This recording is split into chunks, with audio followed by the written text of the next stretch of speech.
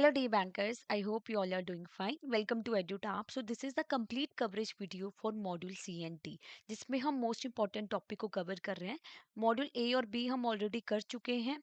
तो मॉड्यूल सी और D although इतना ज़्यादा बहुत ज़्यादा इंपॉर्टेंट नहीं है एग्जामिनेशन पॉइंट ऑफ व्यू से. 70% पेपर तो आपको मॉड्यूल ए और बी से ही पूछा जाता है. उनको आप बहुत अच्छे से करके जाइए. बट सी और डी कर लीजिए अगर आपके पास टाइम है, क्योंकि सी से भी आप 20 to 25 मार्क्स का पेपर एक्सपेक्ट कर सकते हो. और डी से आपको लाइक 5 to 7 मार्क्स का पेपर आ जाता है. तो ये तो यहाँ पे इस सीरीज में तो हम मोस्ट इंपॉर्टेंट टॉपिक कवर कर रहे हैं, और आपको लग रहा है कि अब कम टाइम रह गया है तो क्या हम और अच्छे से प्रिपरेशन कर सकते हैं. तो आप हमारे कोर्सेज में एनरोल कर सकते हो, बिकॉज सेल्फ प्रिपरेशन इस टाइम पे पॉसिबल नहीं है. आपको करना क्या है, आपको एडोट पे विजिट करना है. कोर्सेज पे क्लिक करके जेआईबी कोर्सेज पे जाना है आपको. तो जैसे आप जेआईबी कोर्सेज पे क्लिक करेंगे, you have to scroll down, तो आपको डिफरेंट टाइप्स ऑफ कोर्सेज यहाँ पे दिखेंगे एज पर योर नीड. तो देखिए, अभी जैसे ये कम टाइम है और इस कम टाइम में प्रिपरेशन अच्छी करनी है, हमें स्मार्ट प्रिपरेशन करनी है ना, क्योंकि सब कुछ तो हमें पढ़ना ही नहीं है. और आप जो है, उससे पहले मैं आपको बताना चाहूंगी, एक ट्रायल कोर्स है हमारा विद जस्ट ₹1. तो आपको मास्टर कोर्स में एक्सेस मिलता है फॉर 24 आवर्स. तो आप वो देख सकते हैं और उसके अकॉर्डिंग अपना डिसीजन ले सकते हैं. तो मास्टर कोर्स में बेसिकली आपकी डिटेल स्टडी करवाई जाती है. ठीक है, वहाँ पे आपको रिकॉर्डेड क्लासेस मिलती हैं. along with that you are getting a live classes also. फिर नोट्स रिवीजन के लिए पीवाईक्यू वो भी सॉल्व है. Chapter wise mock test, full length mock test. तो अभी के लिए आई वुड रिकमेंड कि आप जो है ये वाले कोर्सेज एक्सेस कीजिए, बिकॉज ये जो है आप इसमें बहुत कम टाइम में ना मोस्ट इंपॉर्टेंट टॉपिक कवर कर पाएंगे. तो वो है कि अगर आप नवंबर को टारगेट कर रहे हैं तो आप मास्टर कोर्स में एनरोल कर लीजिएगा. ठीक है. तो बैंकर कैप्सूल कोर्स के बारे में बात करते हैं. एक तो आपको 4 सब्जेक्ट्स का कंबाइंड भी मिल जाएगा और फ्लैट 80% ऑफ आपको मिल रहा है. तो हर एक मॉड्यूल की आपको रिकॉर्डेड वीडियोस जो मिल जाएगी as per your convenience, you can watch. तो आप इंडिविजुअल्स भी एनरोल कर सकते हो. जैसे आईएएफएस का ही एग्जाम रह गया था आपका, या पीपीबी का, एएफएम का, तो उसके अकॉर्डिंग आप एनरोल कर सकते हो और कभी भी देखिए वीडियोस. फिर हमारा है super crash course batch 3 launch हो चुका है. इसमें ना आपको ढाई ढाई घंटे की क्लासेस मिलती है, लाइव क्लासेस, मॉर्निंग इवनिंग. तो पर सब्जेक्ट सिर्फ 6 क्लासेस आपको अटेंड करनी होती है और मोस्ट इंपॉर्टेंट टॉपिक्स यहाँ पे कवर करवाए जाते हैं. नोट्स तो आपको मिलते ही हैं, सोल्ड पीवाईक्यू आपको मिल रहे हैं, chapter wise mock test, full length mock test, भी फ्लैट 80% ऑफ के साथ. तो आपको कोड यूज करना है April 80 to get this discount, और आप इस कोर्स में एनरोल कर पाएंगे. फिर अगर आपकी प्रिपरेशन होगी, आप प्रैक्टिस करना चाहते हो, तो आप हमारी टेस्ट सीरीज में एनरोल कर सकते हो. तो यहाँ पे पीवाईक्यू सॉल्व, वो भी full length mock test, chapter wise mock test, ये सब कुछ आपको फ्लैट 80% ऑफ के साथ मिलेगा. और हमारी मेंटर टॉक भी रहती है 15 दिन में. यानी अभी आप स्ट्रेटेजी जानना चाहते हो, अभी समझ नहीं आ रहा कहाँ से स्टार्ट किया जाए, क्योंकि पहले कुछ पढ़ा ही नहीं, और किसी एक सब्जेक्ट से ज़्यादा डर लग रहा है, और ये भी नहीं पता चल रहा कि कौन सा सब्जेक्ट पहले पकड़े और क्या क्या पढ़ें. तो मेंटर टॉक में एनरोल कर लीजिए. राइट. और all the best for your GIB में 2026 एग्जामिनेशन. डू गुड प्रिपरेशन और आप स्मार्टली प्रिपरेशन कीजिए. Hello dear bankers, welcome to EduTap and welcome to JIB on the Go series. In today's lecture 56 हम discuss करेंगे essentials of bank computerisation. तो यहाँ पे computerisation bank में कैसे इंट्रोड्यूस हुआ और क्या बेनिफिट्स रहे, डिफरेंट टाइप्स ऑफ डिवाइसेस के बारे में बात करेंगे, नेटवर्क डिवाइसेस के बारे में, और कुछ टोपोलॉजीज के बारे में. तो ये मॉड्यूल सी का जो है वो टॉपिक है. तो important examination point of view से, तो ऑन द गो सीरीज में हम 15 से 20 मिनट के रिकॉर्डेड सेशन देख के अपने जेआईबी में 2026 की अच्छी प्रिपरेशन करने का टारगेट लेके चले थे. तो अभी जो है टाइम बहुत कम रह गया, और इस कम टाइम को अच्छे से यूटिलाइज करना है. आपको टाइमली प्रैक्टिस करनी है, मॉक टेस्ट लगाने हैं. और यहाँ पे हम बात करेंगे लोकल एरिया नेटवर्क की. यानी एक रंगराजन कमेटी थी, उन्होंने ये आइडिया दिया था कि बैंक में कंप्यूटराइजेशन लेके आओ, कि मैनुअल काम करके अब काम नहीं बनेगा, टेक्नोलॉजी सब जगह यूज हो रही है तो बैंकिंग में भी होनी चाहिए. तो इसलिए कुछ डिवाइसेस जो हैं डे टू डे लाइफ में बैंक में यूज होते हैं. लोकल एरिया नेटवर्क, लैन क्या होता है, एक डाटा कम्युनिकेशन नेटवर्क है जिसके थ्रू आप क्या कर रहे हैं, डाटा शेयर कर रहे हैं. Hardware, software, software resources, flow of information जो एक इम्प्रूव हो रहा है एक ऑर्गेनाइजेशन में. तो जो कंप्यूटर नेटवर्क लिंक कर रहा है कंप्यूटर्स को, नेटवर्क डिवाइसेस को, एक लोकल एरिया में, बिल्डिंग में ही सिर्फ, उसको लैन बोला जाता है. जैसे बैंक में, या आप वाईफाई यूज कर रहे हो, घर के अंदर ही एक बिल्डिंग में ही एक डिस्टेंस तक यूज कर सकते हो ना, so that is example of LAN. तो कंप्यूटर और बाकी उसके जो इक्विपमेंट्स रहेंगे वो कनेक्ट किए जाएंगे through nodes placed everywhere in the network. और कैन जो लैन है आपका will not extend beyond 100 metre for cat 5 V cable. तो लैन में कौन सी केबल यूज होती है, ये क्वेश्चन भी कई बार पूछ लिया जाता है। कैट 5 वी केबल्स यूज होती है। तो जो ये सिस्टम अटैच होते हैं ना लैन के साथ, जैसे आप लोगों के पीसीस जो अटैच है, इनको नोड बोला जाता है। एक सेंट्रल सर्वर होता है, इसी के साथ ये सारे के सारे जो होते हैं ये पीसी कनेक्टेड होते हैं। फिर wide area network, local area network with in a building, एक लोकल एरिया में। Wide area network, large scale computer network, एक बैंक की ब्रांच है रूरल एरिया में, वहां से हेड ऑफिस मुंबई में कुछ डाटा भेजना है, तो किसका यूज होगा, वैन का यूज होगा। या आप इंडिया से बाहर अब्रॉड में किसी बैंक ब्रांच में कोई डाटा भेजना चाहते हो तो वैन यूज होगा। तो यहाँ पे लिमिटेड ट्रांसमिशन स्पीड रहती है, लो डाटा ट्रांसफर होता है as compare to LAN. Although routers वगैरह बीच में यूज किए जाते हैं, बाकी डिवाइसेस की स्पीड बड़ी रहे बने, और इजीली जो रिपीटर्स जैसे कि उससे जो है डाटा टाइमली पहुंच पाए। बट फिर भी लैन के कंपैरिजन में इनकी लो डाटा ट्रांसफर रहता है। अब बात करेंगे नेटवर्क टोपोलॉजीज के बारे में। है क्या टोपोलॉजीज, लेआउट, जैसे आपके घर में आपके ड्राइंग रूम का स्ट्रक्चर है कि सोफा आप यहाँ पे रखेंगे, बाकी चीजें यहाँ पे है, किचन में फ्रिज कहाँ पे है, वो लेआउट एक तरीके से। तो वैसे ही ये टोपोलॉजीज क्या होती है, फिजिकल और logical arrangement of notes and correction in a network. किस तरीके से आप डिवाइसेस को प्लेस करते हो उनका अरेंजमेंट बेसिकली। तो two basic form of LAN design use होते हैं इंफॉर्मेशन ट्रांसमिशन में। एक आपका सेंट्रलाइज कंट्रोल, एक डिस्ट्रीब्यूटेड कंट्रोल। सेंट्रलाइज कंट्रोल मतलब एक ही सर्वर के ऊपर सारा का सारा कंट्रोल आ गया है, उसमें कोई दिक्कत आ जाएगी तो सारा सिस्टम फेल हो जाएगा। डिस्ट्रीब्यूटेड, सब जगह डिस्ट्रीब्यूट हो रहा है। ओके। तो जो मेथड रहता है आपका operation for transferring data over network, उसको पैकेट स्विचिंग बोलते हैं। यानी जब आप डाटा ट्रांसफर करते हो ना, तो एक मैसेज को ब्रेक कर दिया जाता है छोटे छोटे यूनिट्स में, इनको पैकेट बोला जाएगा।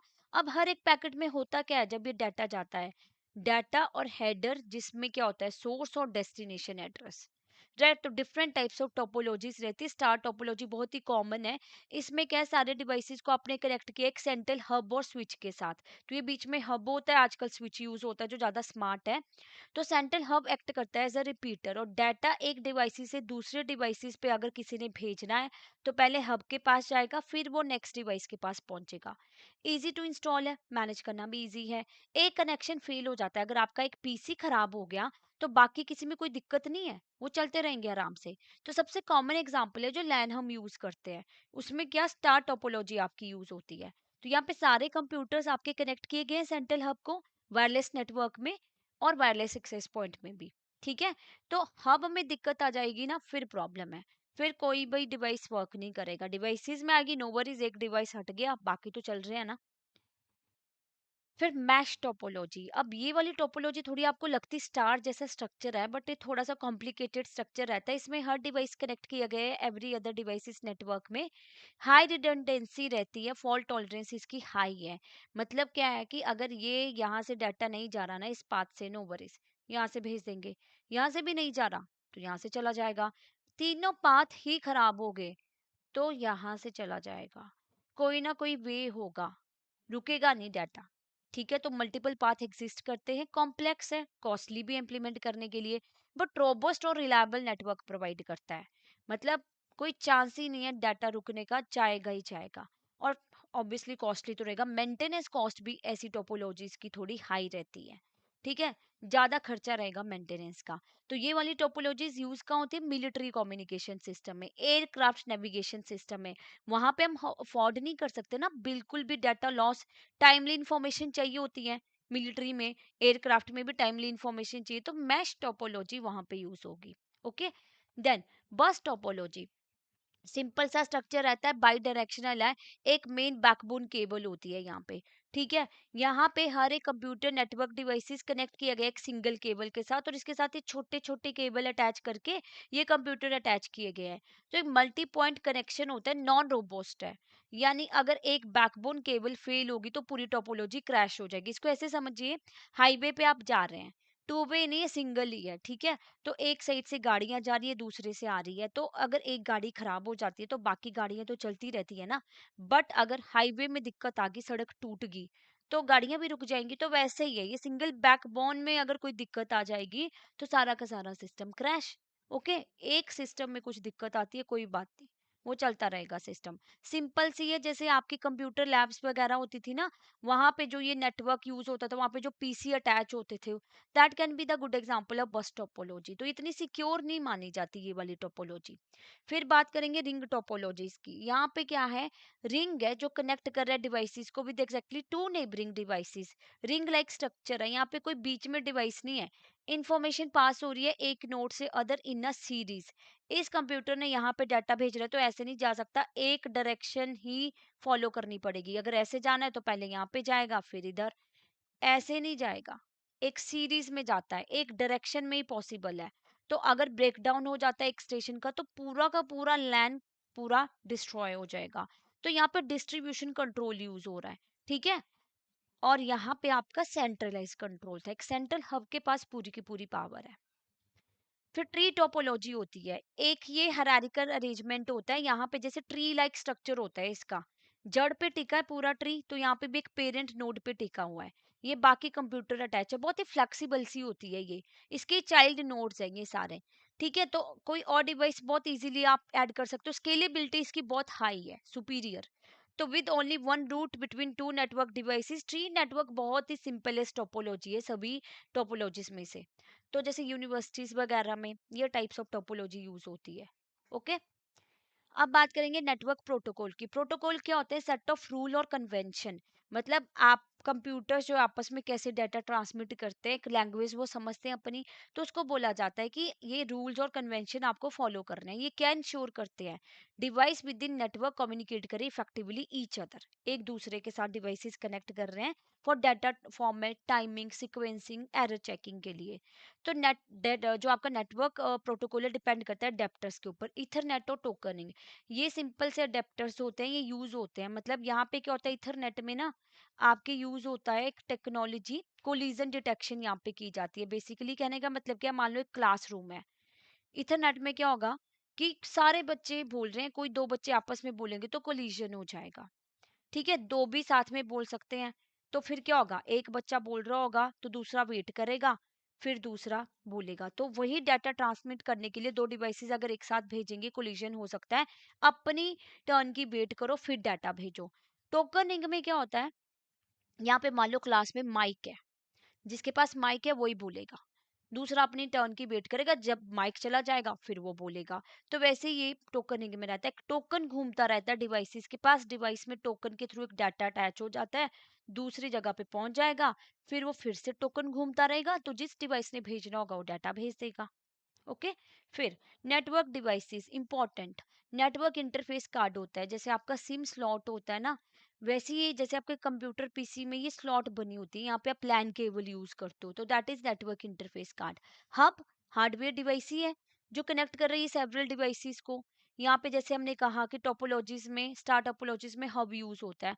हब क्या है, थोड़ा सा स्मार्ट नहीं है। मतलब क्या है कि अगर ये डिवाइसेस इसको डाटा भेजना चाहता है ना, ये ए है, ये बी है, ये सी, हम क्या करते हैं, सी को भी भेज देगा। जब सी को रिक्वायरमेंट ही नहीं है, ए ने कहा कि बी को भेजना है, तो सबको ब्रॉडकास्ट कर देता है डाटा। जबकि स्विच क्या होता है, वो हार्डवेयर कंपोनेंट, ये थोड़ा स्मार्ट है। स्विच क्या करेगा, ए ने बोला बी को भेजो तो बी तक ही डाटा पहुंचाया जाएगा। आजकल स्विच ज्यादा यूज होते हैं। ब्रिज क्या होता है, हार्डवेयर डिवाइस ही है जो क्या बोल रहा है, जैसे मान लीजिए आपके बैंक में दो ब्रांचेस, एक ग्राउंड फ्लोर पे है, एक फर्स्ट फ्लोर पे है, तो ऐसे दिखाना कि वो एक ही ब्रांच है, तो ब्रिज वो काम करता है। यहाँ पे एक सिंगल एग्रीगेट नेटवर्क क्रिएट कर दिया फ्रॉम मल्टीपल नेटवर्क, एक ही उसको दिखा दिया, नीचे वाईफाई यूज हो रहा है, ऊपर तो एक ही उससे कनेक्ट है। राउटिंग में क्या होता है, मल्टीपल नेटवर्क कम्युनिकेट करते हैं इंडिपेंडेंटली, मल्टीपल नेटवर्क्स, ठीक है, इंडिपेंडेंटली कम्युनिकेट कर रहे हैं, सेपरेट रहते हैं वो। जबकि ब्रिज दो सेपरेट नेटवर्क्स को ऐसे दिखाता है जैसे वो सिंगल नेटवर्क है। रिपीटर्स, सिग्नल बूस्टर भी इनको बोला जाता है। ये क्या करते हैं, एम्पलीफाई करते हैं इनकमिंग सिग्नल को बिफोर री ट्रांसमिटिंग इट। तो वायर्ड वायरलेस नेटवर्क में यूज होते हैं, जहाँ पे सिग्नल को एक लार्ज जियोग्राफिकल एरिया कवर करना है, जैसे कहा ना वैन के थ्रू रूरल ब्रांच से हेड ऑफिस तक डाटा पहुंचना है, तो सिग्नल बूस्टर इनको बोला जाता है। रिपीटर यूज करो कि जल्दी डाटा जाए। मॉडेम्स क्या होते हैं, कंप्यूटर हार्डवेयर डिवाइस है। मॉडेम का काम क्या होता है, इस पे क्वेश्चन भी आपको पूछा गया, मॉड्यूलेशन डीमॉड्यूलेशन इसका काम है। यानी जो आपके कंप्यूटर होते हैं वो तो समझते हैं 0 1 की लैंग्वेज, डिजिटल सिग्नल समझते हैं, और जिनके थ्रू डाटा जाता है ये टेलीफोन लाइंस के थ्रू, वो समझते हैं एनालॉग सिग्नल। अब डाटा जाना है एक पीसी से दूसरी पीसी में, तो बीच में मॉडेम लगाया होता है जो डिजिटल सिग्नल को कन्वर्ट कर देगा एनालॉग सिग्नल में, क्योंकि डाटा ट्रांसमिट हो रहा है। और बाद में डेस्टिनेशन पे जब डाटा पहुंचता है, यहाँ पे डीमोडुलेटर यानी मॉडेम ही लगा है फिर से, ये एनालॉग सिग्नल को डिजिटल में कन्वर्ट कर देगा, क्योंकि पीसी भी तो डिजिटल सिग्नल ही समझेगा ना। वो सिर्फ ट्रांसमिशन पर्पस के लिए कि टेलीफोन और रेडियो के थ्रू जब डाटा जाता है तो वो एनालॉग सिग्नल समझते हैं। फिर बात करते हैं डाटा माइनिंग की। Data mining data warehouse क्या होता है बेसिकली? डाटा माइनिंग का मतलब क्या होता है कि आप लार्ज डाटा सेट निकाल रहे हो, पैटर्न्स को आइडेंटिफाई कर रहे हो, बहुत ज्यादा डाटा आपके पास पड़ा है और आपने देखना है कि कौन सी पॉपुलेशन है, कौन सा एज ग्रुप है, कौन सा टारगेट ग्रुप है जो क्रेडिट कार्ड ज्यादा यूज करता है, किसको को ब्रांडेड कार्ड ऑफर करने चाहिए, कौन सी पॉपुलेशन है जो ऑनलाइन ज्यादा शॉपिंग करती है। अब इसको एक एग्जांपल से समझे, जैसे आप सोना निकालते हो ना माइंस खोद खोद के, वैसे ही है कि डाटा से डाटा निकालना इंपॉर्टेंट इनसाइट्स। अब आप एक शोरूम में जाते हो, मॉल में जाते हो, आप देखते हो आजकल तो सब जगह एक ही जगह सब कुछ मिल जाता है। जब आप ब्रेड खरीदते हो तो वहीं पे ना बटर रखा होगा, जैम रखा होगा, एग्स रखे होंगे, सॉस रखी होगी, सब कुछ। ये इनको कैसे पता चला कि ये सब कुछ साथ में रखना है? जनरली पैटर्न है कि ब्रेकफास्ट में लोग जैम ब्रेड के साथ जैम लेंगे या बटर लेंगे, तो वो उन्होंने आइडेंटिफाई किए पैटर्न्स, तो ये चीजें पता चल पा रही है और वो फ्यूचर प्रेडिक्ट कर पा रहे हैं कि फ्यूचर ट्रेंड्स ये रहेंगे, और इन्फॉर्म जो मोर इन्फॉर्म्ड बिजनेस डिसीजन वो ले पाएंगे डाटा माइनिंग के थ्रू। जैसे कि आने वाली पॉपुलेशन कौन से तरीके के कार्ड्स चाहती है, ठीक है, ये सब कुछ डाटा वेयर हाउस। तो कई बार आपको ये यहाँ से क्वेश्चन आ जाता है, सीबीएस जब से आया है वहां पे क्या हो रहा है, ट्रांजेक्शन क्विकली हो रही है, एफिशिएंटली। अगर मैंने विड्रॉ किया एसबीआई की मुंबई ब्रांच में पैसा, तो सब जगह वो रिफ्लेक्ट हो जाता है, ठीक है। अब ये यूज करता है OLTP, online transaction processing environment, CBS. अब सीबीएस इंप्लीमेंट करने के बाद बैंक को रियलाइज हुआ कि हमारे पास बहुत ही हिस्टोरिकल वैल्यूएबल डाटा पड़ा है, क्यों नहीं हम इसको यूज कर रहे अच्छे डिसीजन लेने के लिए। तो इस वजह से उन्होंने डाटा वेयर हाउस फॉर्म कर दिया। तो डाटा वेयर हाउस में यूज होता है ओलैप, सीबीएस में ओएलटीपी, डाटा वेयर हाउस में ओलैप। ओलैप का मतलब क्या होता है? Online analytical processing. इसमें क्या कर रहे हो आप? डेटाबेस को क्वेरी कर रहे हो एनालिटिकल पर्पस के लिए, यानी बैंक्स को इनसाइट्स मिलती है ट्रांजेक्शन से, डाटा से, वो स्ट्रेटेजिक डिसीजन फिर कर पाते हैं जो ट्रेंड चल रहे हैं। तो डाटा वेयर हाउस एक तरीके का गो डाउन है, जहां पे आप क्या स्टोर कर रहे हो? Historical data. किस वे में? कि वो सब्जेक्ट ओरिएंटेड रहे, आपको जिस भी डिपार्टमेंट को डाटा चाहिए आपको मिल जाएगा। अब सॉर्टिंग वगैरह होगी डाटा वेयर हाउस में, तो उस वजह से क्या होगा कि आप ऑडिट्स में भी अच्छा परफॉर्म कर पाओगे, आरबीआई को भी टाइमली इंफॉर्मेशन जाएगी। तो एक तरीके से ऑर्गेनाइज करना, तो यहाँ पे यूज होती है ईटीएल प्रोसेस, जिसको बोला जाता है एक्सट्रैक्शन ट्रांसफॉर्मेशन लोडिंग। पहले तो आपने डाटा गैदर किया बहुत डिफरेंट सिस्टम से, एटीएम से, लॉग फाइल से, सब जगह से डाटा लेके आए, फिर उसको डाटा वेयर हाउस में लोड कर दिया। अब ये जो ईटीएल प्रोसेस है ये इंश्योर करती है कि जो डाटा हो आपका क्लीन हो, स्ट्रक्चर्ड हो, यूजफुल रहे एनालिसिस के लिए। कैपिटल लेटर है, स्मॉल लेटर है, उनको एक तरीके से सेग्रीगेट कर लो। तो डाटा वेयर हाउस में डाटा स्टोर हो रहा है, फिर आप ओलाप एनालिसिस कर रहे हो, एक्सट्रैक्ट कर रहे हो वैल्यूएबल इनसाइट्स, रिपोर्टिंग जनरेट कर रहे हो, फिर आप परफॉर्मेंस ट्रैकिंग कर पा रहे हो। डाटा माइनिंग, फिर माइनिंग यूज होती है कि आप पैटर्न्स फाइंड आउट कर रहे हो, ट्रेंड्स, डीपर इनसाइट्स में जाना, इंटेलिजेंस में घुसना किसी चीज की, वो माइनिंग है। तो डाटा टाइप जो स्टोर होता है डाटा वेयर हाउस में, समरी डाटा होता है, समराइज डाटा की हाई लेवल की इनसाइट्स निकालनी है तो समराइज डाटा से समझ आ जाएगा। Raw data, detail unprocessed data, जो आप इन डेप्थ एनालिसिस के लिए यूज करोगे। तो ये रहता है आपका, ये एक गोडाउन है, सोर्सेज ये है, यहाँ से डाटा आया आपके पास लॉग फाइल मीडिया से, यहाँ पे चला गया, तो स्टेजिंग हो रही है, सेग्रीगेट किया जा रहा है डाटा क्लीन, फिर रिपोर्टिंग हो रही है, मेटा डाटा, मतलब यहाँ पे की डाटा स्टोर किया जा रहा है, जैसे 21 नवंबर 2026 इस तरीके से डेट लिखी होगी, किसी स्पेसिफिक कस्टमर का नाम, क्या डाटा है, मतलब एक तरीके से प्रॉपर सेग्रीगेशन। अब डाटा मार्ट्स क्या होते हैं? ये तो हो गया एक बड़ा गोडाउन।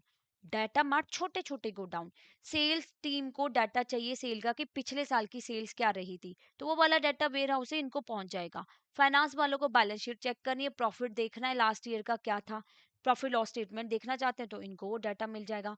मार्केटिंग वालों को देखना है कि जो हमने कैंपेन लॉन्च किया था, एड लॉन्च की थी, उसका क्या इफेक्ट रहा, अब हमें आगे क्या करना चाहिए। तो ये सारे डाटा निकाल के वो इनसाइट्स ही कर रहे हैं ना।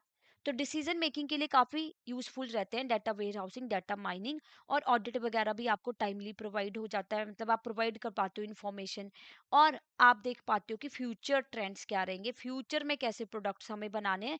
कॉम्पिटेटिव एनवायरनमेंट क्रिएट हो जाता है, आप अपने कॉम्पिटिटर से थोड़ा एक स्टेप आगे ही रहते हो। अगर आप ये प्रोसेसेस फॉलो करते हो। एक होती है आपकी डाटा लेक। डाटा लेक क्या होती है? अनप्रोसेस्ड डाटा पड़ा है, स्कैटर्ड डाटा। इसमें से निकालोगे डाटा, एक लार्ज सेट है, ये पूरा पड़ा हुआ है सब कुछ एक ही जगह पे, वो आपने निकालना है, उसको सेग्रीगेट करना है, फिर डाटा वेयर हाउस में डालना है।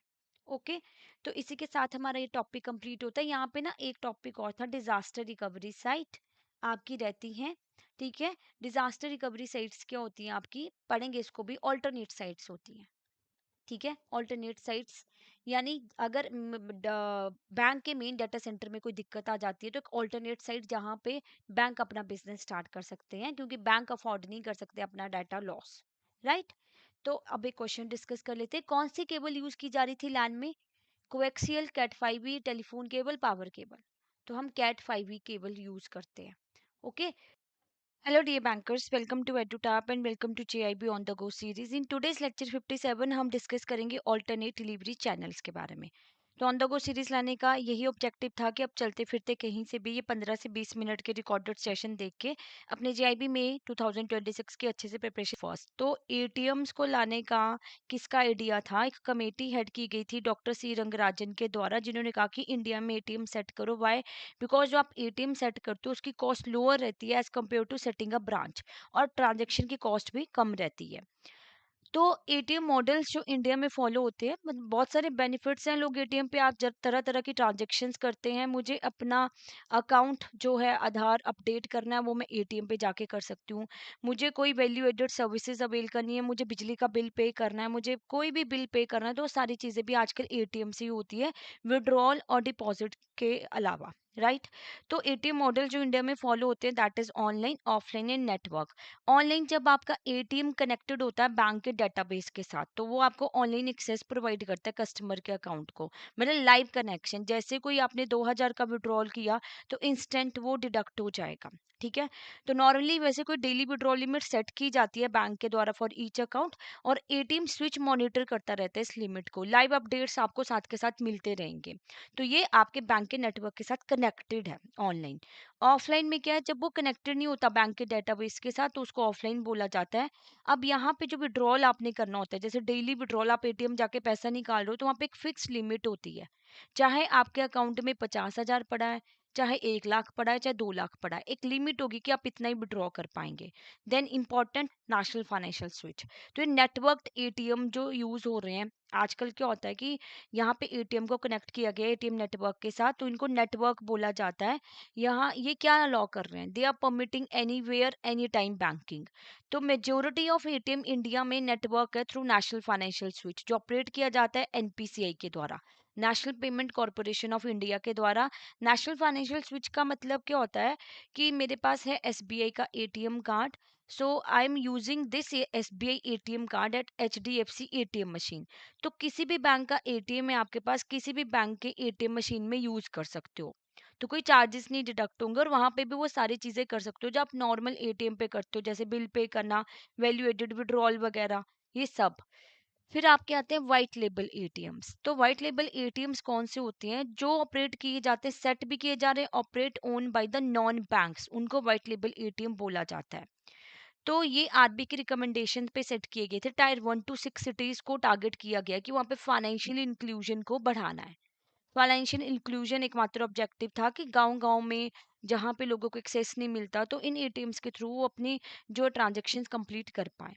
राइट, वैसे तो जो व्हाइट लेबल ऑपरेटर है, यानी जो सेट कर रहा है ये व्हाइट लेबल जो मशीन है, उसको फ्रीडम दी होती है कि वो अपने अकॉर्डिंग कोई लोकेशन सेलेक्ट कर सकता है, बट फिर भी आरबीआई की गाइडलाइंस फॉलो होंगी यहाँ पे। और किसी भी बैंक का एटीएम यहाँ पे यूज हो जाएगा। ठीक है, जो आरबीआई के द्वारा ऑथोराइज किए गए हैं, और वो आप एटीएम यूज कर सकते हो और विड्रॉ कर सकते हो। तो यहाँ पे जो 5 फ्री ट्रांजेक्शन का क्राइटेरिया है ना अदर्स बैंक्स पे, वो यहाँ पे अप्लीकेबल नहीं होता। यहाँ पे चार्जेस पहले डिस्प्ले कर दिए जाते हैं स्क्रीन के ऊपर। और एडवर्टाइजिंग से भी ये कमाते हैं, मतलब आप वहाँ पे एडवर्टाइजिंग कर रहे हो तो वो पैसा भी इनको जा रहा है ऑपरेटर्स को, और उनको कोई और फीस नहीं मिलती इशूअर बैंक से। मतलब मैंने एसबीआई का एटीएम कार्ड यूज किया, तो वहाँ पे कोई एसबीआई कौन सी पेमेंट करेगा, इनको इंटरचेंज फीस ही पेबल होगी एक्वायरर बैंक को। ठीक है, तो व्हाइट लेबल नाम ही इसलिए था क्योंकि इसमें बैंक की ब्रांडिंग, साइनेज ये कुछ नहीं डिस्प्ले होता है, इसलिए इनको व्हाइट लेबल एटीएम बोला जाता है। तो as of now 5 non bank ATMs operator है इंडिया में। इंडिया वन पेमेंट, फिनडी जो पहले टाटा कम्युनिकेशंस के नाम से जाना जाता था, हिताची पेमेंट सर्विसेज वक्रांगी और ईपीएस जो है नया ऐड हुआ था। सो इन्हीं कंपनीज को ऑथोराइज किया गया है कि तुम इंडिया में इंस्टॉल और ऑपरेट करो व्हाइट लेबल एटीएम्स, राइट। फिर आपका आता है ब्राउन लेबल एटीएम। तो ब्राउन लेबल एटीएम वो एटीएम्स होते हैं जहाँ पे सर्विस प्रोवाइडर का हार्डवेयर होता है और ये एटीएम को लीज पे दे देता है बैंक्स को। ओके। तो सर्विस प्रोवाइडर कर क्या रहा है, मतलब एक मॉल है सपोज कीजिए, वहां पे एटीएम मशीन लगी है, तो मान लीजिए एक्स वाई जेड मॉल का क्या है, कंपनी है बेसिकली, तो वो ये मशीन ऑपरेट कर रही होगी, जो मशीन है इसकी मेंटेनेंस सब देखना वो एक्स वाई जेड का काम होगा। और मान लीजिए यहाँ पे रिस्पॉन्सिबिलिटी है एबीसी बैंक की कि उसमें आप कैश मैनेजमेंट करो, कनेक्ट करो उसको एटीएम को बैंकिंग नेटवर्क के साथ। मतलब दो लोग इसको चला रहे हैं, ये पूरी मशीन की मेंटेनेंस करना किसका काम है, सर्विस प्रोवाइडर का, जिसका हार्डवेयर है बेसिकली। और एटीएम में कैश कनेक्टिविटी मैनेजमेंट प्रॉपरली हो, बैंकिंग नेटवर्क के साथ जुड़ा रहे, वो किसका काम होगा, बैंक का। फिर आते हैं कैश डिस्पेंसर, ये एटीएम है विदाउट डिपॉजिटरी, और यहाँ पे सिर्फ आप विड्रॉल ही कर सकते हो, CDs basically. Then cash recyclers, ये कौन सी मशीन्स होती हैं, ये भी सेल्फ सर्विस टर्मिनल होता है जहाँ पे आप डिपॉजिट विड्रॉल कर सकते हो कैश का। ये जेन्युइननेस ऑफ करेंसी इंश्योर करते हैं। मतलब यहाँ पे बहुत ही अच्छी सी फीचर है कि काउंटरफिट नोट जो है वो जल्दी रिकॉग्नाइज हो जाएंगे। कैश डिपॉजिट कैसे किया जाएगा, डेबिट कार्ड के साथ। कार्डलेस ट्रांजेक्शन कितने अलाउड है, 20,000 पर डे अलाउड है यहाँ पे। फिर आते हैं आपके सीडीएम, कैश डिपॉजिट मशीन। यहाँ पे आप डिपॉजिट करा सकते हो यूजिंग डेबिट कार्ड और अकाउंट नंबर। बहुत ही बढ़िया फीचर ये है कि अकाउंट इंस्टेंट क्रेडिट हो जाता है आपका किसी भी time on all days of the year. But RBI की गाइडलाइन यहाँ पे कुछ फॉलो होते हैं, और यहाँ से क्वेश्चन भी बन जाता है कई बार कि कस्टमर डिपॉजिट करा सकते हैं सिर्फ ओनली अप टू 49,950 पर अकाउंट पर डे, अगर पैन नंबर रिकॉर्ड नहीं है बैंक के साथ। तो ये थोड़ी सी लिमिट है यहाँ पे। पैन नंबर बैंक में नहीं है तो पर डे बस इतना अमाउंट डिपॉजिट करा पाएंगे। इससे ज्यादा करवाना चाहते हो करवा सकते हो, बट कंडीशन यही है कि पैन आपका रजिस्टर्ड होना चाहिए बैंक के पास। तो you can deposit cash for more than this amount per account per day, but this is the condition, PAN bank के साथ रजिस्टर्ड हो। फिर आपके types of electronic magnet card, अब तरह तरह के कार्ड्स आ रहे हैं जैसे जैसे टेक्नोलॉजी चेंज हो रही है, जैसे चार्ज कार्ड जिसके बारे में मॉड्यूल ए में डिस्कस किया था, क्रेडिट कार्ड है, डेबिट कार्ड, अब स्मार्ट कार्ड आ रहे हैं माइक्रो प्रोसेसर के साथ जो एम्बेड किए जाते एनहांस सिक्योरिटी के लिए। और कुछ रिस्ट्रिक्टेड मेंबर कार्ड भी हैं। चार्ज कार्ड और क्रेडिट कार्ड में डिफरेंस यही है कि चार्ज कार्ड में क्या होता है ना, आपका पेमेंट करनी पड़ती है at the end of the month, मतलब जो भी आपने स्पेंड किया वो पूरी की पूरी पेमेंट ही आपको कब करनी है, at the end of the month. कोई इंटरेस्ट चार्ज नहीं किया जाएगा। अगर आप लेट पेमेंट करते हो तो लेट फीस लगेगी, और इनके एनुअल चार्जेस थोड़े हाई रहते हैं। जैसे अमेरिकन एक्सप्रेस वालों का कार्ड हो गया चार्ज कार्ड, तो हर कोई इसको यूज नहीं करता, मतलब दोस्त हु कैन अफोर्ड कि वो पूरे महीने में जो स्पेंडिंग कर रहे हैं वो एट द एंड पे कर सकते हैं, they use the charge card. Credit card में क्या होता है, जैसे मान लीजिए आई हैव स्पेंड 30,000 है ना, क्रेडिट कार्ड से मैंने स्पेंड किए 30,000, अभी मैंने 20,000 पे कर दिया, और जो 10,000 है उसको मैंने कैरी फॉरवर्ड करवा ली है, 4 महीने की ईएमआई बनवा ली, और इस पे बैंक इंटरेस्ट जो है वो कमाएंगे। यहाँ पे ऐसा कुछ नहीं था, यहाँ पे पेमेंट ही आपको at the end of the month करनी है। यहाँ पे आपने कैरी फॉरवर्ड करके ईएमआई बनवा ली, 4 महीने की ईएमआई बन गई, और फिर आप क्या कर रहे हो, उस पे ईएमआई पे कर रहे हो और बैंक उस पे इंटरेस्ट अर्न कर रहा है। तो डेबिट कार्ड ऑब्वियसली भी ऑन लो, जब डायरेक्टली फंड्स डेबिट हो जाते हैं आपके बैंक अकाउंट से। स्मार्ट कार्ड जो माइक्रो प्रोसेसर वाले, अब कुछ मेंबर्स कार्ड होते हैं जो आप उन्हीं की प्रॉपर्टीज पे यूज करोगे, जैसे होटल्स चेन के होते हैं, ताज वालों का, हिल्टन वालों का, ओबरॉय वालों का, इनके अपने कार्ड्स हैं जो आप यहीं पे यूज कर सकते हो। Then NFC based contactless tap and go card, आजकल तो टेक्नोलॉजी इतनी एडवांस हो गई, अब तरीके तरीके की टेक्नोलॉजीज आ रही हैं, ज्यादा सिक्योरिटी प्रोवाइड की जा रही है और कम टाइम में। मतलब पीपल जस्ट वांट कि उनको टाइम ही ना लगे कुछ भी करने में, चाहे वो पेमेंट करने जा रहे हैं, बैंक जा रहे हैं, मतलब सब कुछ इंस्टेंटली हो जाए, तो उसी के चलते एनएफसी कॉन्टेक्टलेस कार्ड लाए गए हैं, मतलब near field communication is the full form. तो ये क्या है, मतलब इस टेक्नोलॉजी में क्या होता है, ये सपोर्ट करिए electronic data exchange for short distance of about 10 centimetre. उस दायरे तक की आप पेमेंट कर सकते हो। तो ये आपका स्मार्ट कार्ड है, यहाँ पे ट्रांजैक्ट कर सकते हो wirelessly with an NFC enabled POS. तो इन कार्ड्स को क्या बोला जाता है? कॉन्टेक्टलेस और टैप एंड गो कार्ड। ये पॉइंट ऑफ सेल टर्मिनल्स पे यूज होंगे, सिर्फ टैप करना है, टैप करना है, दैट्स इट, और आपकी पेमेंट हो जाएगी, कोई पिन ऐड करने की जरूरत नहीं है। तो इन कार्ड्स में क्या हो रहा है कि ज़्यादा फास्टर है और ज़्यादा सिक्योर है, सिक्योरिटी फीचर्स ज़्यादा है इसमें। फिर आपके पीपीआईज आ जाते हैं, आपके प्रीपेड पेमेंट इंस्ट्रूमेंट्स। ये क्या करते हैं, इसके थ्रू हम क्या कर सकते हैं? गुड्स परचेज कर सकते हो आप, सर्विसेज जिसमें फंड ट्रांसफर, इसमें जो वैल्यू स्टोर की जाती है। जैसे मेरा पेटीएम का वॉलेट है, उसमें जो अमाउंट पड़ा है उसके अगेंस्ट मैं कुछ भी कर सकती हूँ ना, शॉपिंग कर सकती हूँ, रिचार्ज करवा सकती हूँ, बिल पे कर सकती हूँ। तो किस फॉर्म में रहते हैं? Smart card, magnetic stripe card, internet account, internet wallet, ये सभी फॉर्म्स में। पर्पस एक ही है, कैशलेस ट्रांजेक्शन को बढ़ावा देना और डिजिटल पेमेंट्स को प्रमोट करना। डिजिटल इंडिया इनिशिएटिव्स को आगे इस तरीके से प्रमोट किया जा रहा है। और बहुत ज़्यादा ट्रांजैक्शन हमारी आज के टाइम पे यूपीआई के थ्रू, वॉलेट्स के थ्रू होती हैं। अब ये वही कि इसमें जो आप पैसा स्टोर होगा इनमें, उसके अगेंस्ट आप शॉपिंग कर सकते हो। तो बैंक भी इशू कर सकते हैं, नॉन बैंक भी। तो पेटीएम जैसे नॉन बैंक है आपका, तो पेटीएम वॉलेट में आपका पैसा पड़ा होगा, इस पे इंटरेस्ट नहीं आपको मिलता। और पीपीआईज इशू किए जाते हैं एज अ कार्ड वॉलेट इस फॉर्म में, और पेपर वाउचर फॉर्म में ये इशू नहीं किए जाएंगे। ठीक है। तो इनकी मिनिमम वैलिडिटी 1 साल की होती है from the date of last loading reloading. और पीपीआई इशूअर जो है वो फ्री है कि वो इशू कर सकता है पीपीआई विद लॉन्गर वैलिडिटी।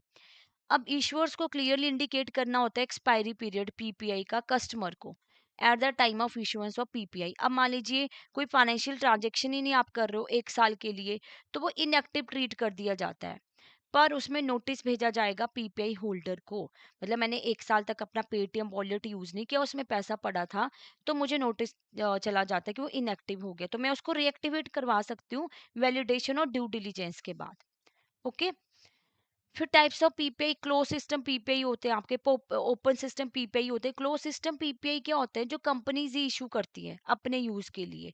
मतलब आप इशुअर्स के जगह पे ही यूज कर सकते हो, गिफ्ट कार्ड हो गए, लॉयल्टी पॉइंट हो गए। तो थर्ड पार्टी मर्चेंट पे नहीं यूज होते ये।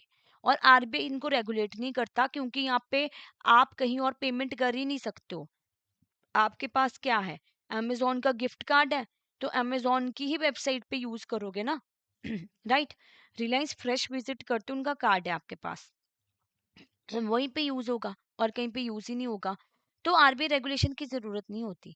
फिर ओपन सिस्टम पीपीआई, ये बैंक के द्वारा इश्यू किए जाते हैं। यहाँ पे कैश विड्रॉल, फंड ट्रांसफर, ये सब कुछ आप कर सकते हो, परचेज़ भी कर सकते हो। और ये इसमें example debit card, prepaid travel card, ये सारे इनकी फुल फंक्शन होता है सिमिलर टू बैंक अकाउंट। तो इसलिए स्ट्रिक्ट कंप्लायंसेस आरबीआई के द्वारा यहाँ पे फॉलो की जाती है, प्रॉपर केवाईसी होगी। तो पीपीआई जहाँ पे आपको आरबीआई अप्रूवल चाहिए, तो वो दो टाइप्स में क्लासिफाई किए गए हैं। एक स्मॉल पीपीआई या मिनिमम डिटेल बोलो, इनको इशू किया जाता है बैंक नॉन बैंक के द्वारा, सिर्फ मिनिमम डिटेल रिक्वायर्ड होगी। और ये जो आप परचेज करोगे इनके थ्रू, तो वो वहीं पे होगा जो आइडेंटिफाइड मर्चेंट लोकेशन है, जिनके साथ इशुअर्स का कॉन्ट्रैक्ट होगा।